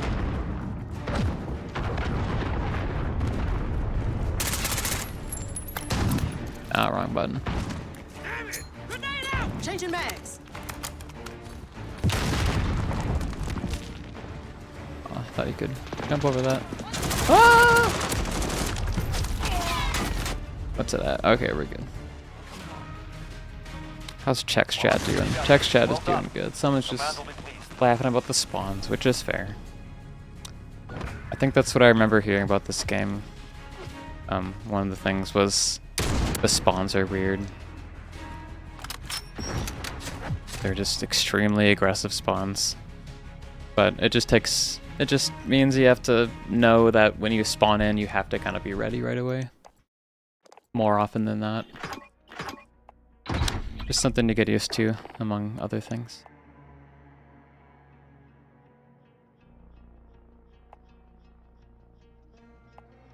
I am going to actually, though, switch over to Black Ops Cold War.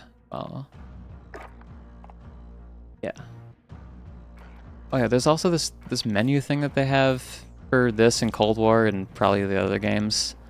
It's just like a huge ass advertisement for the next game and for Warzone that I do not like. Yeah. Like, I think when Black Ops Cold War initially came out, it was just a big old like thing like this. The menu and everything was there. Now it's like split up and yeah, the menu stinks. Yeah. Will BRB. This will only take a second. I like my BRB screen.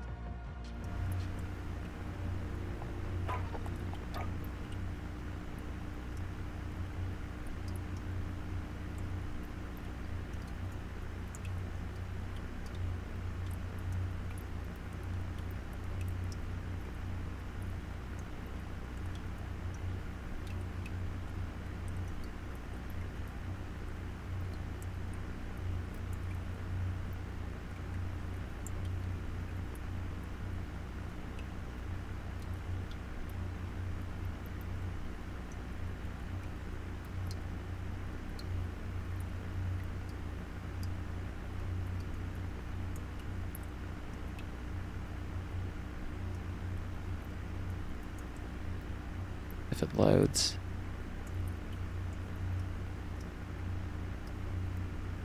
Load? There we go. Okay. Popping up.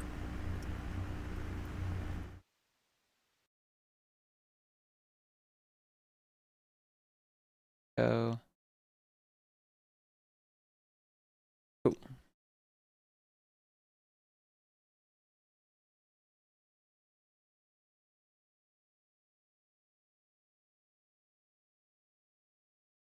But yeah, I enjoy these games, so I play them. Pretty much what it comes down to. I hope that my presence on them, more queer person, can help fight against any onslaught of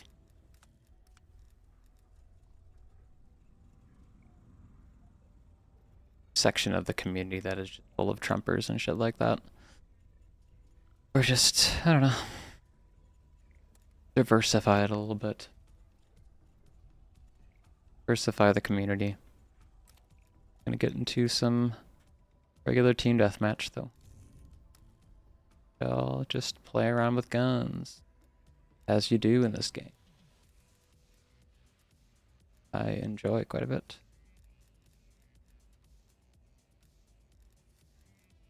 Right now I'm just trying out a strategy for core mode at least of weapons that are like kind of try to balance fire rate with firepower, because my theory is that like it tends to be higher DPS when you do something that focuses more on fire rate than damage, because then you're just firing more bullets,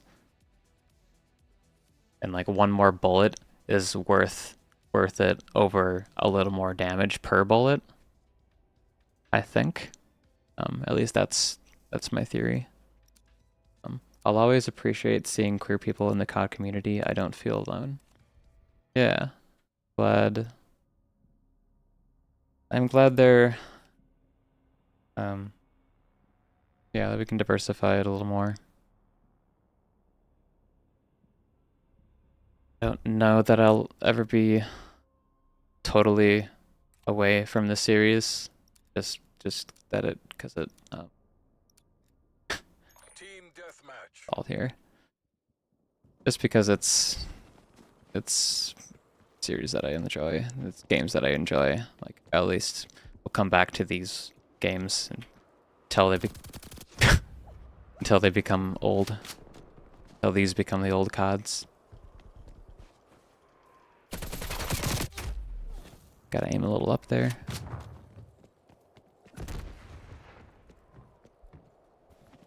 But also, I hoped that shit gets better at Activision and Blizzard. If they ever are doing more strikes at Activision and Blizzard, definitely not going to be crossing the picket line. At least if they are calling for boycotts, which I don't doubt that will happen, and more in the future. Because from the sounds of it, shit has not entirely been changing, and that is sad. And I hope that it does, because as the YouTube channel says, people make games, or as the YouTube channel People Make Games is titled that, people do make games, and we have to treat people well. People shouldn't have to fucking sacrifice an arm and a leg to work on video games, work in video games. Best of luck, soldier. The folks back home are You have to treat the people making the shit that we enjoy well. Otherwise, there's no point to it. It's not a sacrifice that people should have to make.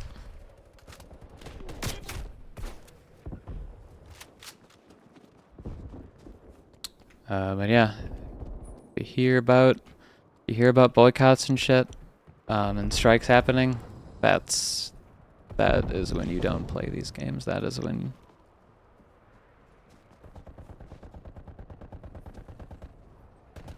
you for sure do not cross the picket line.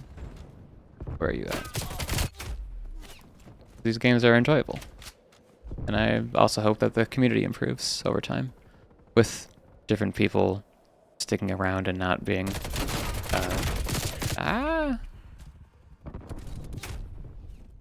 makes sense.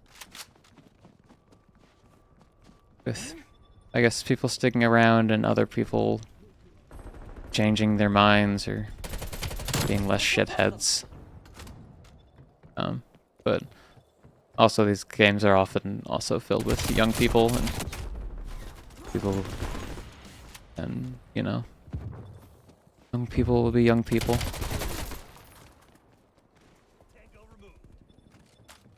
Grab onto shit, and I don't know what I'm saying at this point. I'm gonna stop.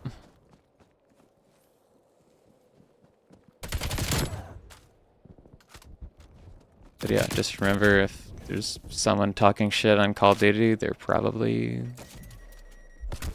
young. Although not always. spy plane established overhead.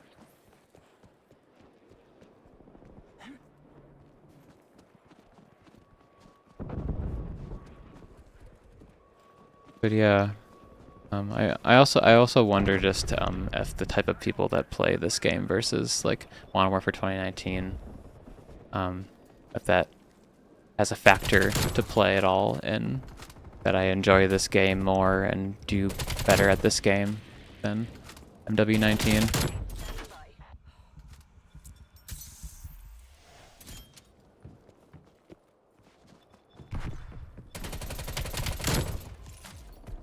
I am not entirely sure.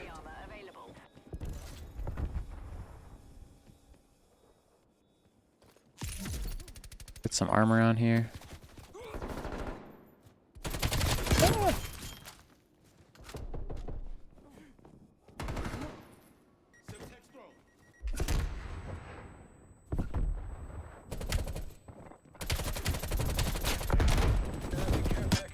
I should not be alive. I should not be alive. We're taking control. It.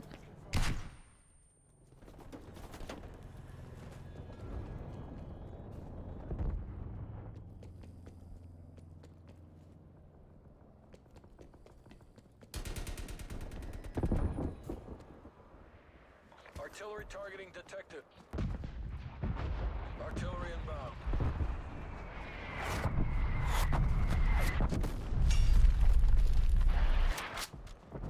I hope that developers on large games are exploited for their passions. And we can use We're losing this fight. we can use the development cycles, the consistent development cycles for this game to like just provide equally consistent employment to people and allow them to have fucking lives outside of working on these games. We're behind. Enemy spy plane inbound. Hold ahead. Hope that the community improves. I guess we'll see. It can only be as good as they encourage it to be. So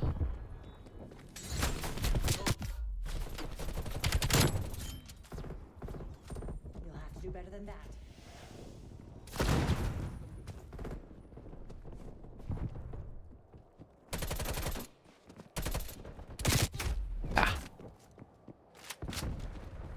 I hope Bobby Kotick steps down. He's a literal scum. Yeah.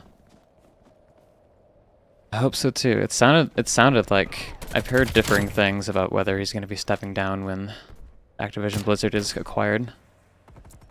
I guess we'll see. Ah.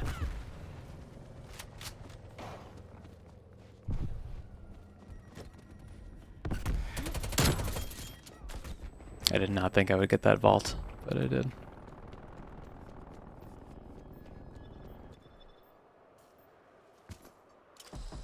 No, no, no.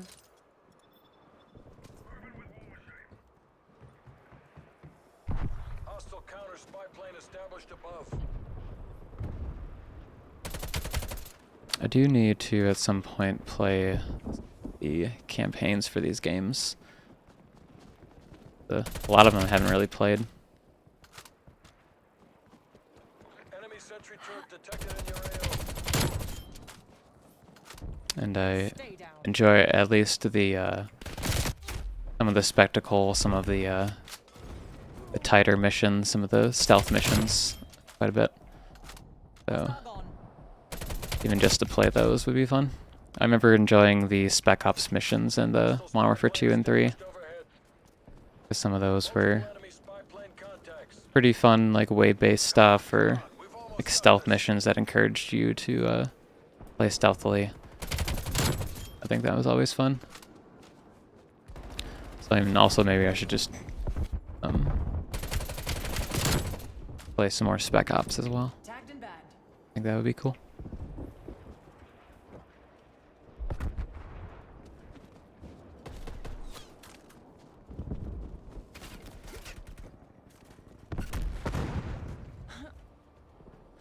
Enemy spy plane inbound. Hostile sentry turret active.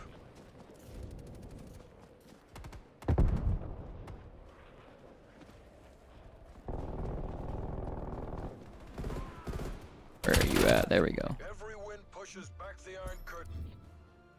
We've taken the win. Hardly comes as a surprise. The weird thing I remember about Modern Warfare 2019 is that the I don't know how it picks, but it sometimes shows the last kill, sometimes it shows the best play at the end. I'm not sure how it picks that. I don't know if it's like if there is a best play, they'll show the best play. If there's not, then they'll show the last kill. I'm not sure how they determine that. But it's weird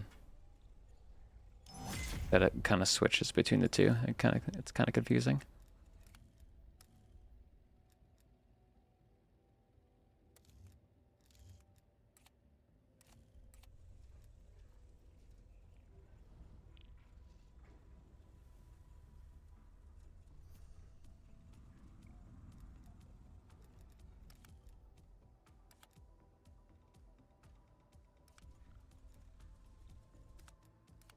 only recently that getting into the daily challenges while I've been kind of playing a little more consistently, which has been fun. Another way that they get you.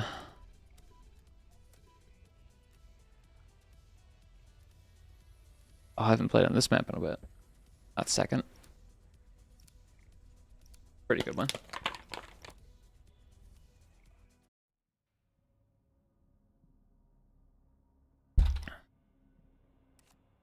I love their airplanes and maps. They're ones you can go inside of or just crashed ones on the side.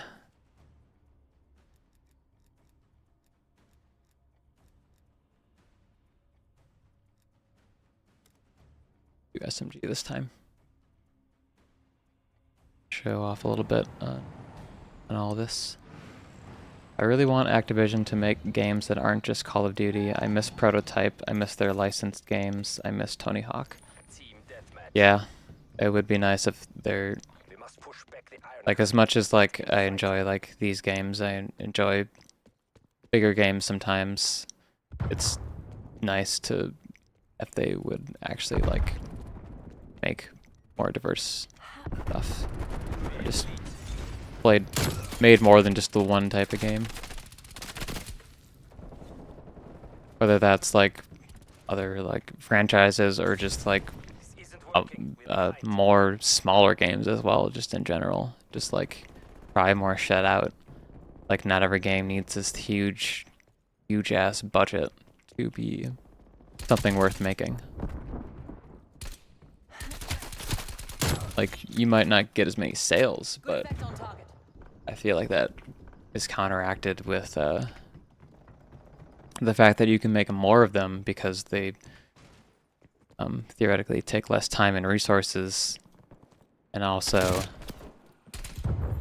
that they cost less to make, and that they those things. So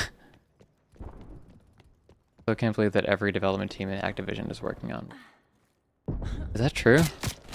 That is huge. That is just like putting all your eggs in one basket.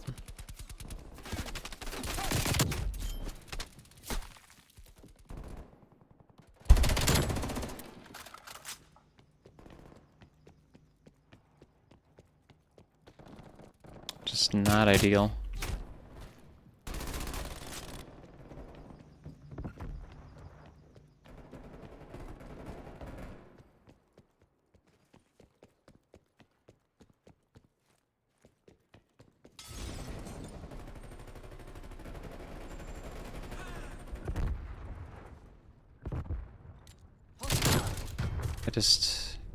I don't particularly enjoy this race with AAA games to like make everything look fucking polished and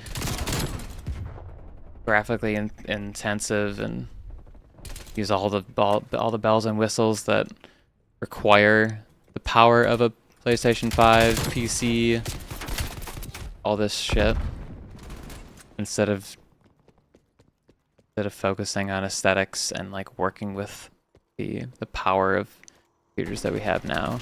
We don't need to, at least with every game, we don't need to be tracing like ray tracing and all this shit that just becomes more and more demanding and requires more and more power consumption and shit like that to just run a video game. It would be nice if we had a little more diversity, but I guess that's capitalism.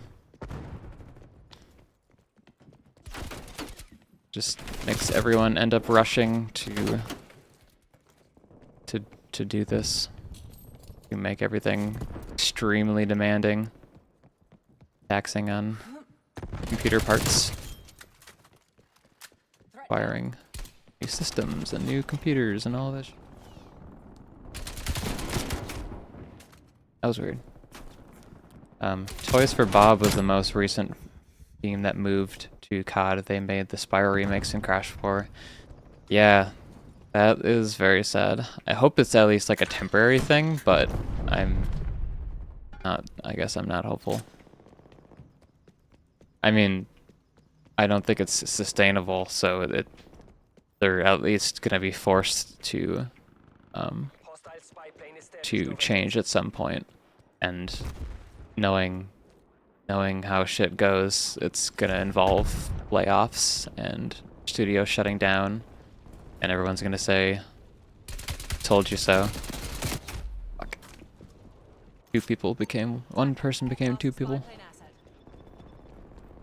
Spy plane in the turn. Mission timeline initiated. Multiple hostile sentry turrets working your AO. Spy plane in. Yeah, we can do better, but Enemy spy plane. oop, sentry gun in the back. Ah. Ah, that makes sense. Sorry guys, spy plane fuel low. We're out of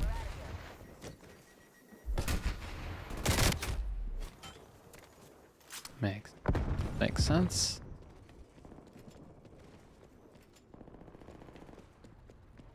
Confirming hostile.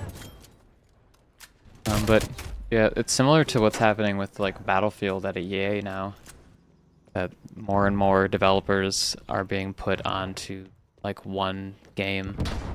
Like they were all moved to working on Battlefield 2042, and like these huge like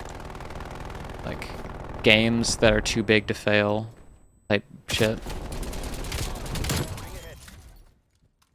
That's just a race to the bottom.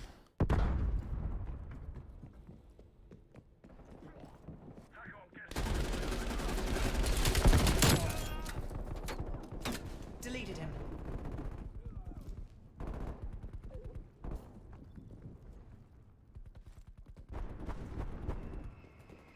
Let's go.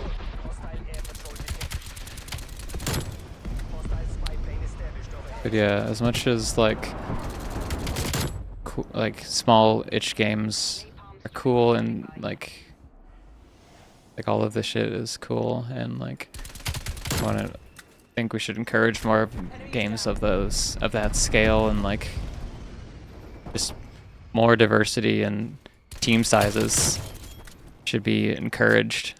But also just like there is merit in making large games, and we should be able to do that as well in an environment that is like good, beneficial for people. And that, I don't know, I feel like it even makes economic sense to fucking work on smaller games, and like big publishers can do small games as well as the big games that they do.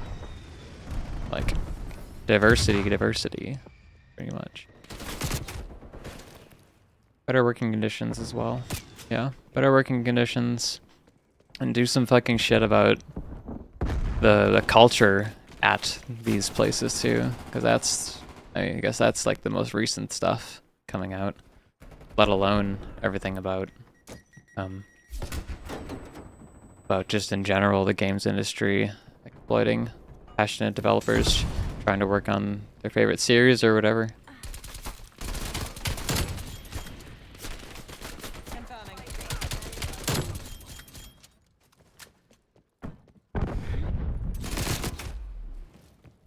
Similar stuff to like working at nonprofits, you get a similar kind of thing where enough people are very passionate about working this job that they can be exploited, and they are exploited because people are passionate enough to end up taking bad positions, bad like jobs with bad benefits and shit, because that's how they get into the industry. And it's only these like really exclusive developers that have like pretty good working conditions, but then you like need to know people and find your in, and there's only some people that can work there, and then Hostile spy plane established overhead. once you're there, you're working there your whole life. But I mean, even like I don't know, you can get fucking worker exploitation any size team, any team at all, anywhere. Hostile care You package. just never know until the stories come out, and then you're confirmed what is the trend in the industry. Female tango down. That conditions are bad, culture is bad. Sehr gut. Victory is ours. Very nicely done, everyone. That was a pretty good game. I heard Rockstar improved their work culture recently, which is weird knowing the quality of GTA Online. Like the lack of quality, or the Smoked. or just like how much quality there is, that it's very high quality. I don't but that is good to hear about Rockstar. I know they were one of the other ones that were coming under fire a couple of years ago, around when Red Dead Redemption 2 came out. Well, the monetization of GTA Online. I guess I would almost think that because they make so much money off of GTA Online, they can afford to, at least when all this shit came out, they can actually afford to make those changes. Because, like, not that they have to be able to afford the things, but maybe that's made them more likely to change. I don't know. They're rolling in bank, so they can afford to make some rearrangements and change some things, which is cool. I am glad they are able to do that.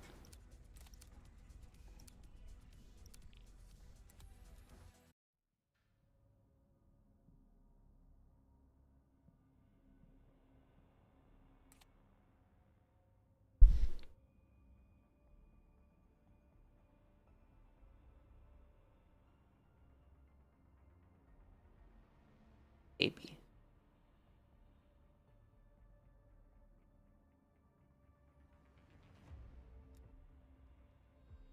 Okay.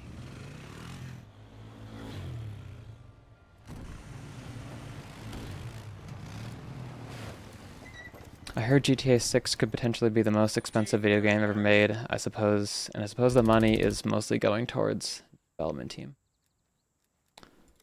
That makes sense.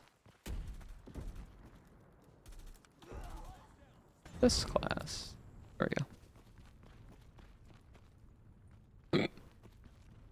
Yeah, this is the one.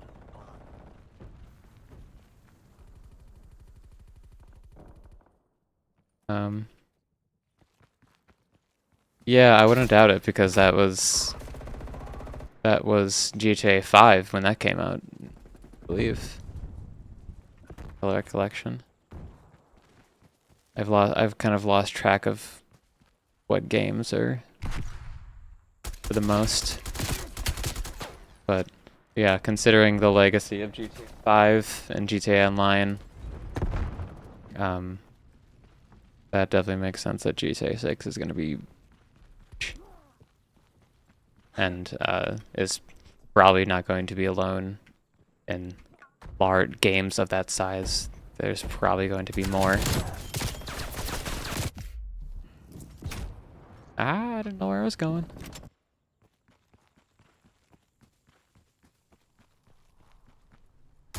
Also, every game wants to be the most expensive game as well, so there's a race to do that. I'm just going fully open. I don't know what I'm doing.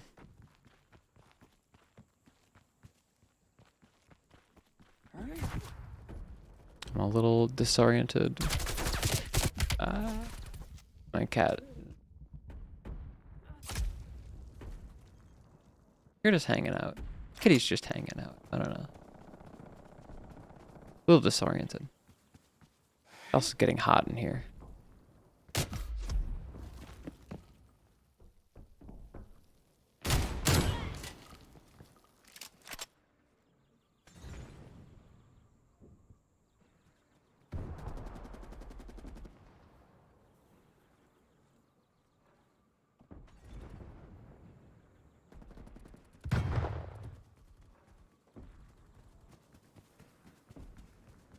cat's just messing with my curtain.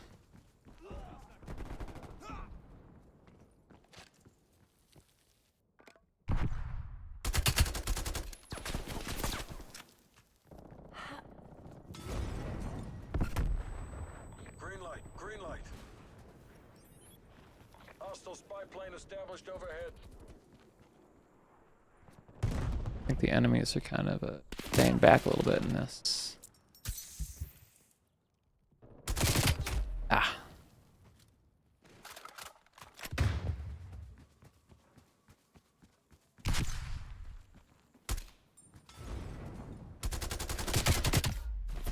Ah, ran out of ammo.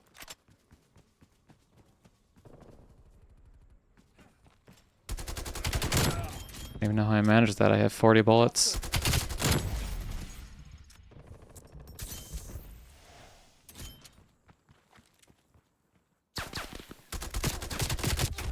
Damn it.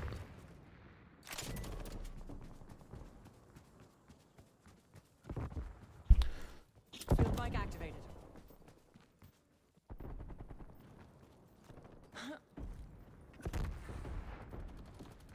Enemy care package above. Yeah. Making some weird decisions here. Weird decisions. Peek? Can I peek? Can. You finish them off? No? Nope. Oh, shit. Oh, no. Oh, dear. Hostile sentry turret active. Kitty is back. Person's still peeking. Oh, gosh. Artillery targeting effective. Artillery inbound. Confirming. Detected. At least I got that person.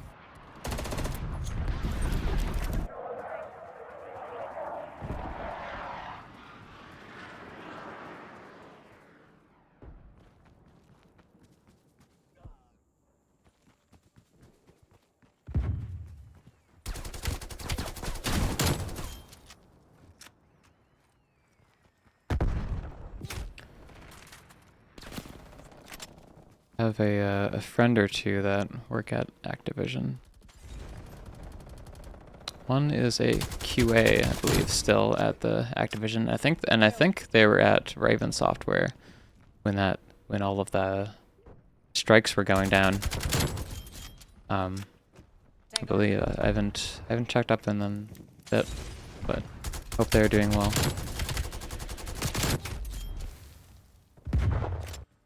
I don't think they got employed for this game, but they work on the new stuff. And then I have a friend who I think is a lead now in some department, but I think mostly works on Warzone.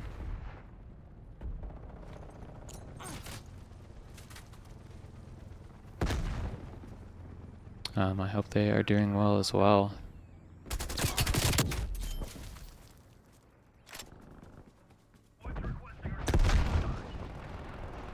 My God, Kitty, hi. Kitty. A very black cat. I don't think he has a single white fur on him. Besides maybe his whiskers, but maybe not even that.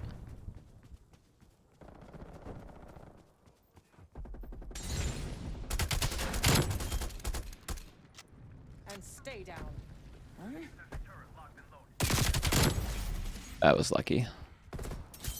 But I will take it. I'm wondering... I think I have flinch resistance on this gun, but if I do not, it'd probably be a little worth it to consider that. Hostile strafe run inbound.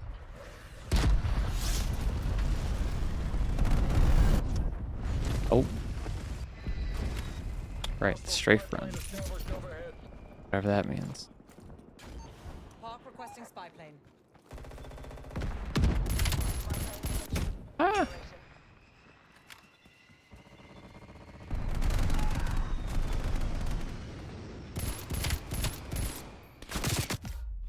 No, don't kill me.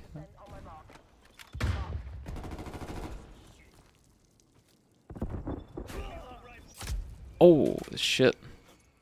That was a good shot. Hostile sentry turret active. Spy plane has been destroyed. This isn't how we Lined myself right up for it.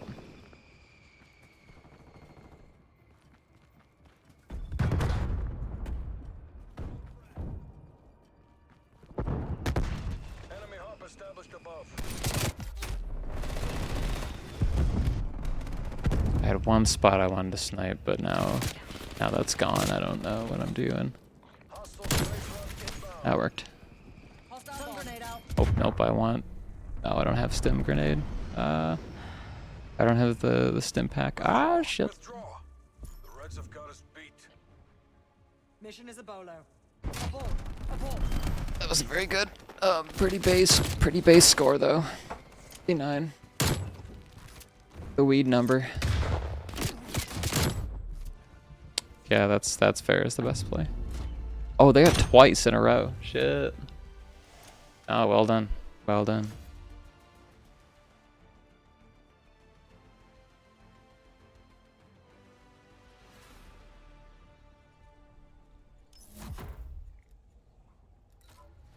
The Midwest, it is getting ever subtly chillier outside, and I am very happy about it. I can tell that fall is coming, that Halloween month is coming, and I'm very excited. It is my favorite season, my favorite month, October. I have a shit ton of concerts, like 6 different concerts that I'm going to, and I am not one to historically have gone to concerts until like the past like couple years post COVID. I think there was one I went to like before COVID. So this is new to me to be doing so many all in one go. I think it'll be fun. That would be like Gilla Band is coming to the States. They're like a punk band. Gilla Band, they used to go by Girl Band. They changed their name. They're very, they're like, they use like a shit ton of pedals on their guitars and they make these like gnarly, like thumping, like these like gnarly guitar, like riffs and beats. And I don't know how to describe it. But it's very punk. Would recommend Gilla Band, Gilla Band. They're from Ireland, I believe. Team deathmatch. And they are cool. They're gonna be playing late October. There's also Underscores. I don't know a whole lot about Underscores, but they are some kind of band. They make good music. That's what I know.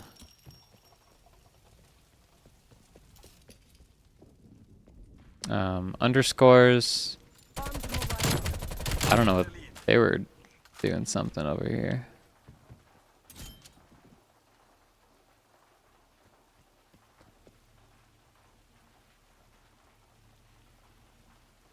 No. Word.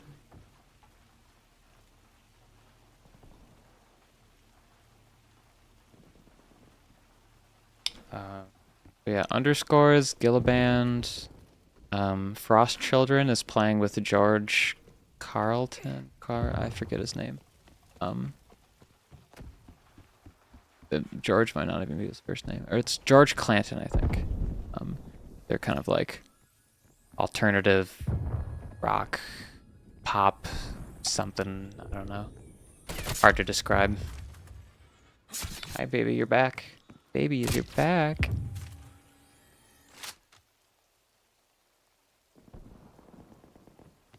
I wonder if my roommates are gone, so Kitty is gravitating towards me.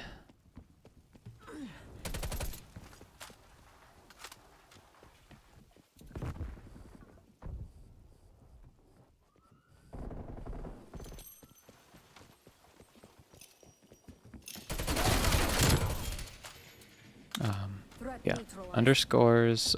Frost Children is playing. They're like Frost Children is a like a duo.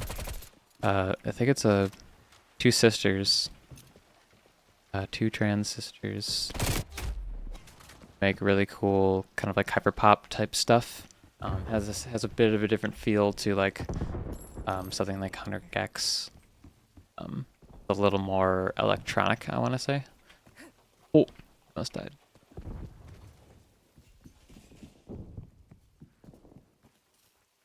A little more EDM. Frost Children, George Carl Clanton, and Death's Dynamic Shroud are all playing in the same concert, which was not something I expected, but I learned that Death's Dynamic Shroud has been like incorporating like lyrics into their songs now, because I remember like their ambient albums, but yeah, they've been like adding lyrics and like making some slightly poppier like ambient type music, which I've given a listen to and is very good. I haven't listened to a whole lot of it though, but I'm excited to listen to it at the concert. It'll be cool. So there's that trio. There's underscores, and I don't know who's opening for them. There's also this, I don't remember her nationality exactly, but mixes like, for lack of a better word, like Middle Eastern type music with like classical type stuff, or no, I don't think I'm describing that entirely right. But it's like a very cool sound that it's like I think her name is Arouge Aftab. I gotta look that up. Yeah, Arouge Aftab. They make this very amazing sounding like yeah, I'm gonna butcher any kind of description to it, but I recommend it. I would need to do some more research and remind myself, but it's a very cool sound. Has a very Middle Eastern, yeah, again, for lack of a better word, sound to it.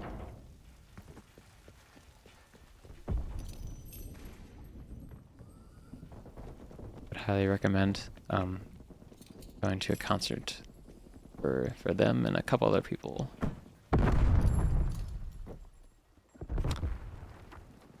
Well, there was one or two more. Gotta look it up though. Underscores. Oh, Geese. Geese is playing. If you never heard of the band Geese, I have heard it be described as new dad rock or neo dad rock or something like that. It's like kind of punky. It's kind of like a new age, like punky fucking know how to describe this. It sounds like rock, but like with like a punky attitude towards it. And an interesting thing that they're doing with the lyrics, with the way that they sing, which is what reminds me of like kind of like punk music mixed with dad rock. I think that's ultimately how I would describe it. Would recommend that. Very excited to see how they are live. I think that'll be cool. I have to look up the other one. That actually might be all of them.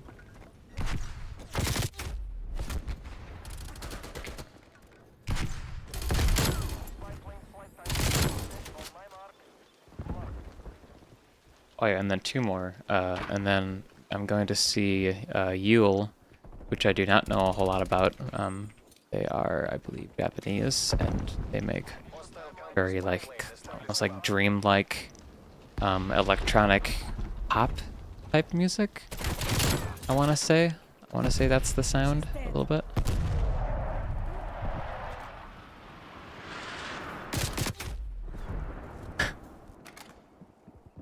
I'm just mindlessly going in getting myself killed here, which is great, which is just fantastic.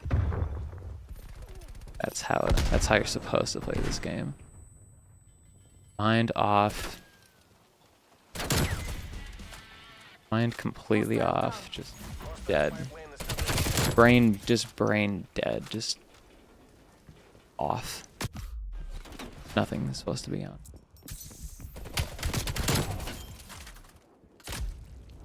I didn't see them. Dark. So there's Yule. That's another concert that's happening in October.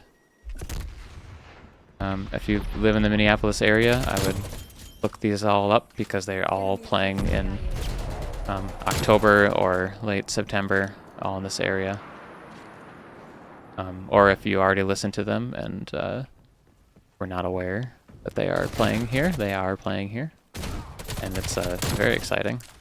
Especially Gilband, because they're in Ireland and they're not the largest. So I've been waiting for them to come touring in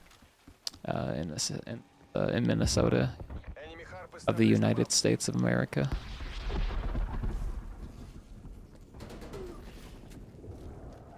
So I'm excited, especially about that, to try that out. Plus, then the last one is Domi and JD Beck. This is opening for Polyphia, which I'm mostly excited just for Domi and JD Beck. They're like a new duo that make like jazzy, very jazzy, but like with like drum and bass style, like drum set beats from the drummer JD Beck. And the Domi is able to do like these like complex chords just at will. Oh shit. Just like extremely good on keys. It's just keyboards and a drum set. That's the band, and then occasionally they'll sing or oh.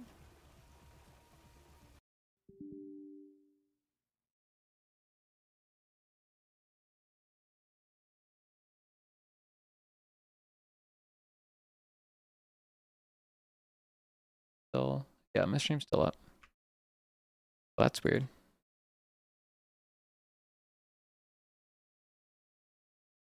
Yeah, but Domi and JD Beck are playing, opening for Polyphia, which is a like a metal band. What? Did the game crash? Yes, the game crashed.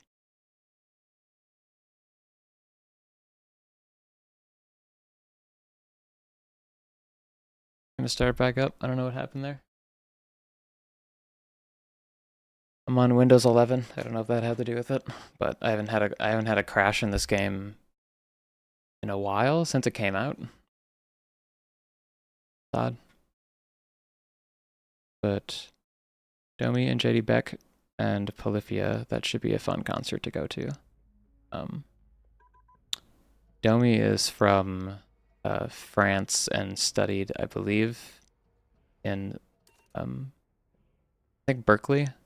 Similar, same kind of class as like Louis Cole and Genevieve Artata,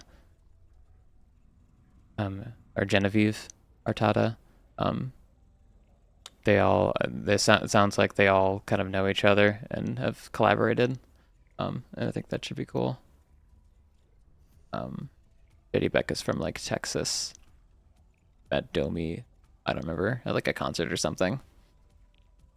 I don't know. I looked a little bit into their backstory, and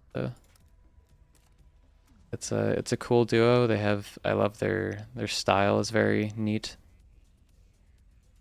Their style of music and also fashion choices, which I think I've expressed before that I enjoy the intersection of fashion and music, like expressing yourself in in two different ways simultaneously, the melding of that together. Yeah, I love their style, their aesthetic. I think it's very cool. The game is well known for its optimization issues. Oh, I did not know that. That is good to know, though. Armada Strike. I think this was the map I was just on. No. This is the boat one. A good one. This is a good map. Very cool map. But yeah, that's all the concerts I'm going to in October. I guess it could sound like I'm bragging a little bit. But yeah, it's very new to me. Going to so many. Team Um, deathmatch. like I say, keep mentioning it to The fate of the people. free world is in your hands. But it should be fun. I'd recommend all the bands that I mentioned. If you're into music, I guess.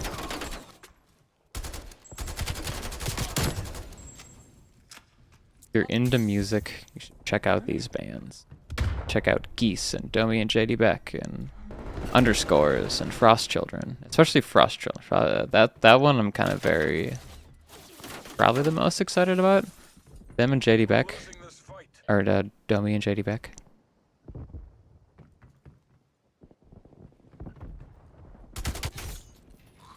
Damn, what even was that? They're using like a Tommy gun over here.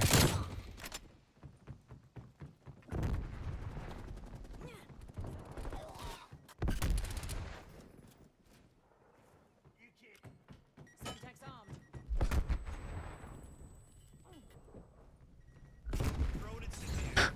You can go first. You can go first, buddy. You got it.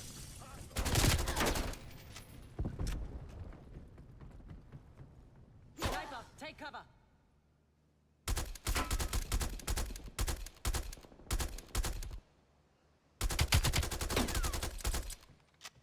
Wiggle back and forth. Wiggle back and forth.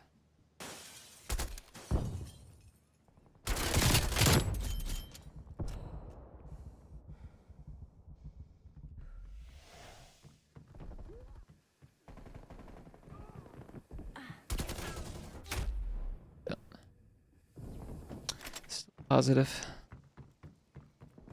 Really helping my team. Ah, shit. Damn, Mr. Banana Toast is popping off over here.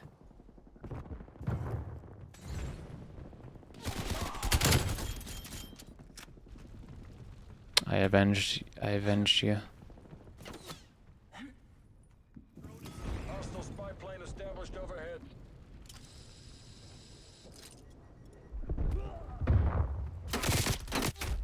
Ah, shit. Oh, so people do check down there. I always forget to check down there. That little area. But yeah, it's kind of neat how much verticality there is to this map. Yeah, the grappling system, with these like lines going up and down. Enemy Not a bad RCXD mechanic. detected. Pretty good. Hostile spy plane Pretty good established mechanic. overhead.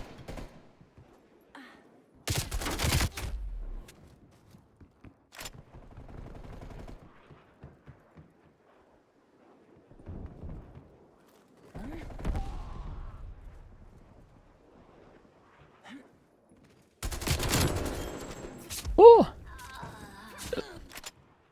Even if I melee'd there, it wouldn't have killed him. I don't think. Yeah. Definitely welcome change that not everyone has a knife that can just insta-kill you if you get close enough. But then people just use shotguns anyways, so you can still get insta-killed.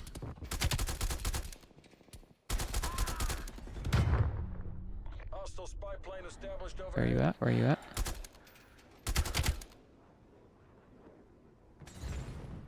Just gonna go back. Don't kill me. Our gas, their gas. Our fire, their fire.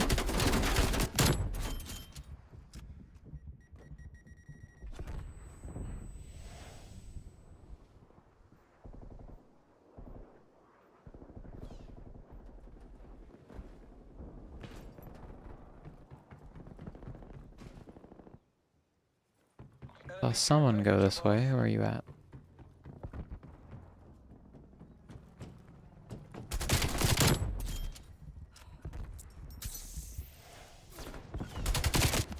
Ah. Even firing preemptively did not win that battle.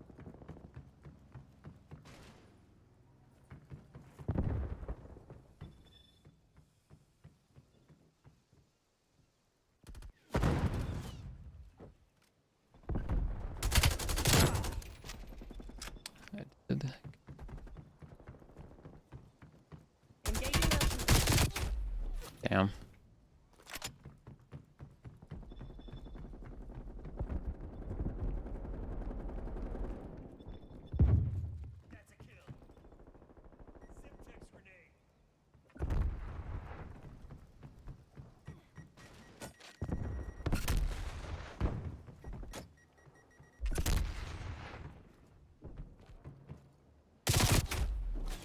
Bah. Your banana toast carrying the team.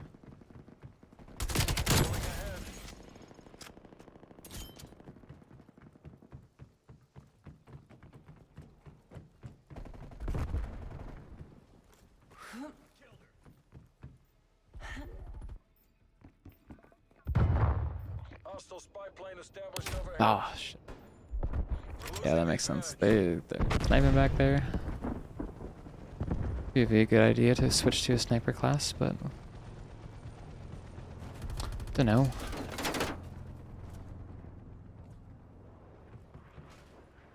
We're in the lead.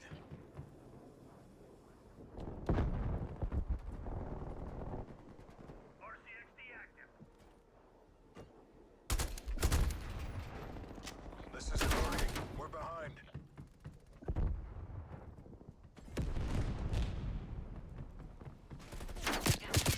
Ah, shit. I like a sneak pie. Did not work. Did not work. Oh, good.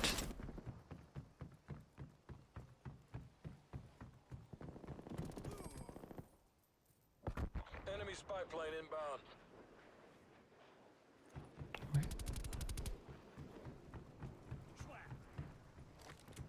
Get them, Brent. You got them. Got this, Brent. Nail it. I'm not gonna nail it. Kenny Powers, you got it.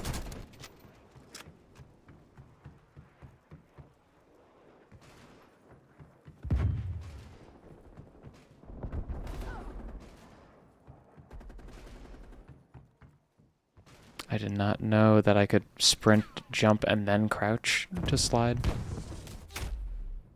Not know that was a thing. Enemy Oh, sentry damn it. turret detected in your AO.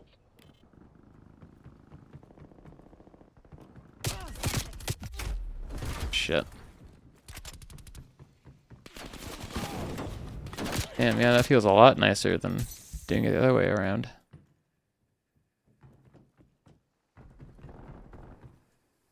Go down there and slide. Oh my goodness, this changes everything.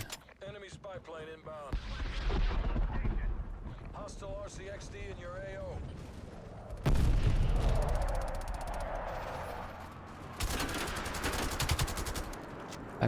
I'm moving so fast that they don't even know where I'm at. Oh, shit. Doesn't help that they have a shotgun, though.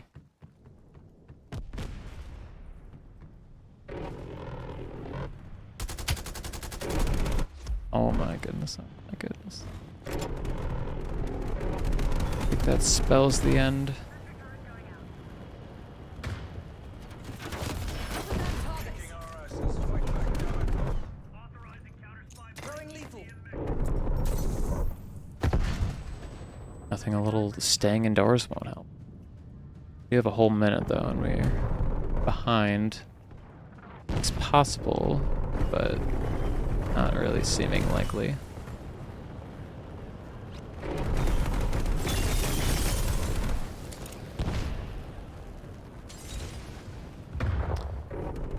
Thing is, where are they at? Strafe run incoming to your location. Don't kill me, don't kill me. There's still anyone behind here? There is. Oh no, they were all there? Oh shit. Yeah, I mean, they just have to hide at this point. You have 30 seconds. There's no way. Can do some more jumping and sliding now. Very satisfying. Very good. Very good stuff. Sniper shooting.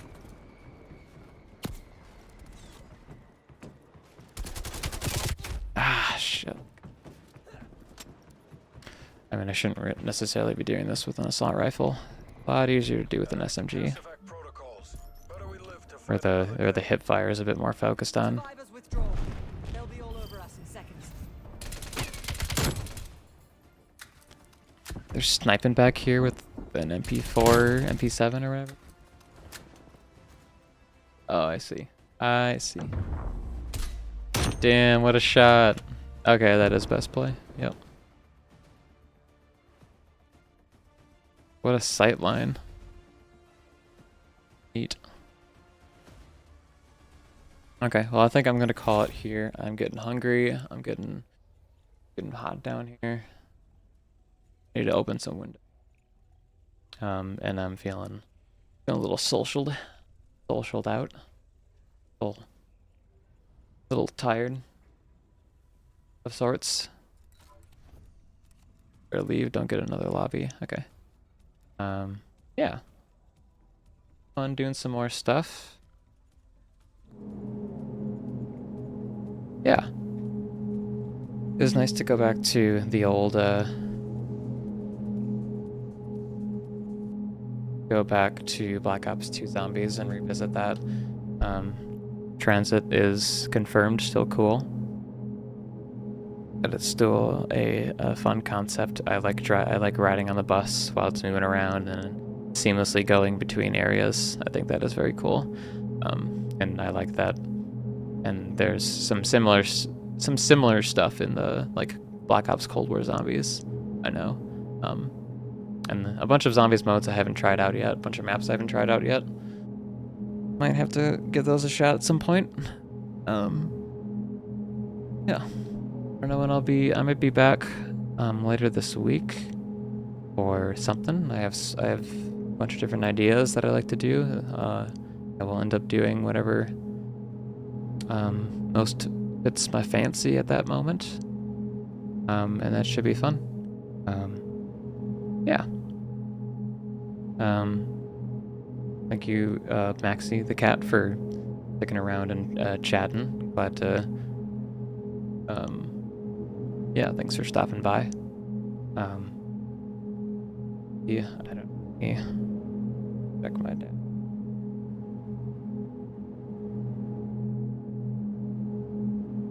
I don't know if I have anyone currently here. It's hard to tell sometimes, but I will.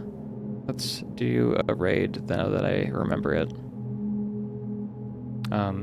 Also, thank you for the follow, Maxie the cat. Thank you for that. I've reached that broke me through 40 followers, which is cool. Thank you for that. And I'm going to raid. Well, there's no one small to raid, so I guess I'm just gonna be raiding Germa. So I'm gonna start that.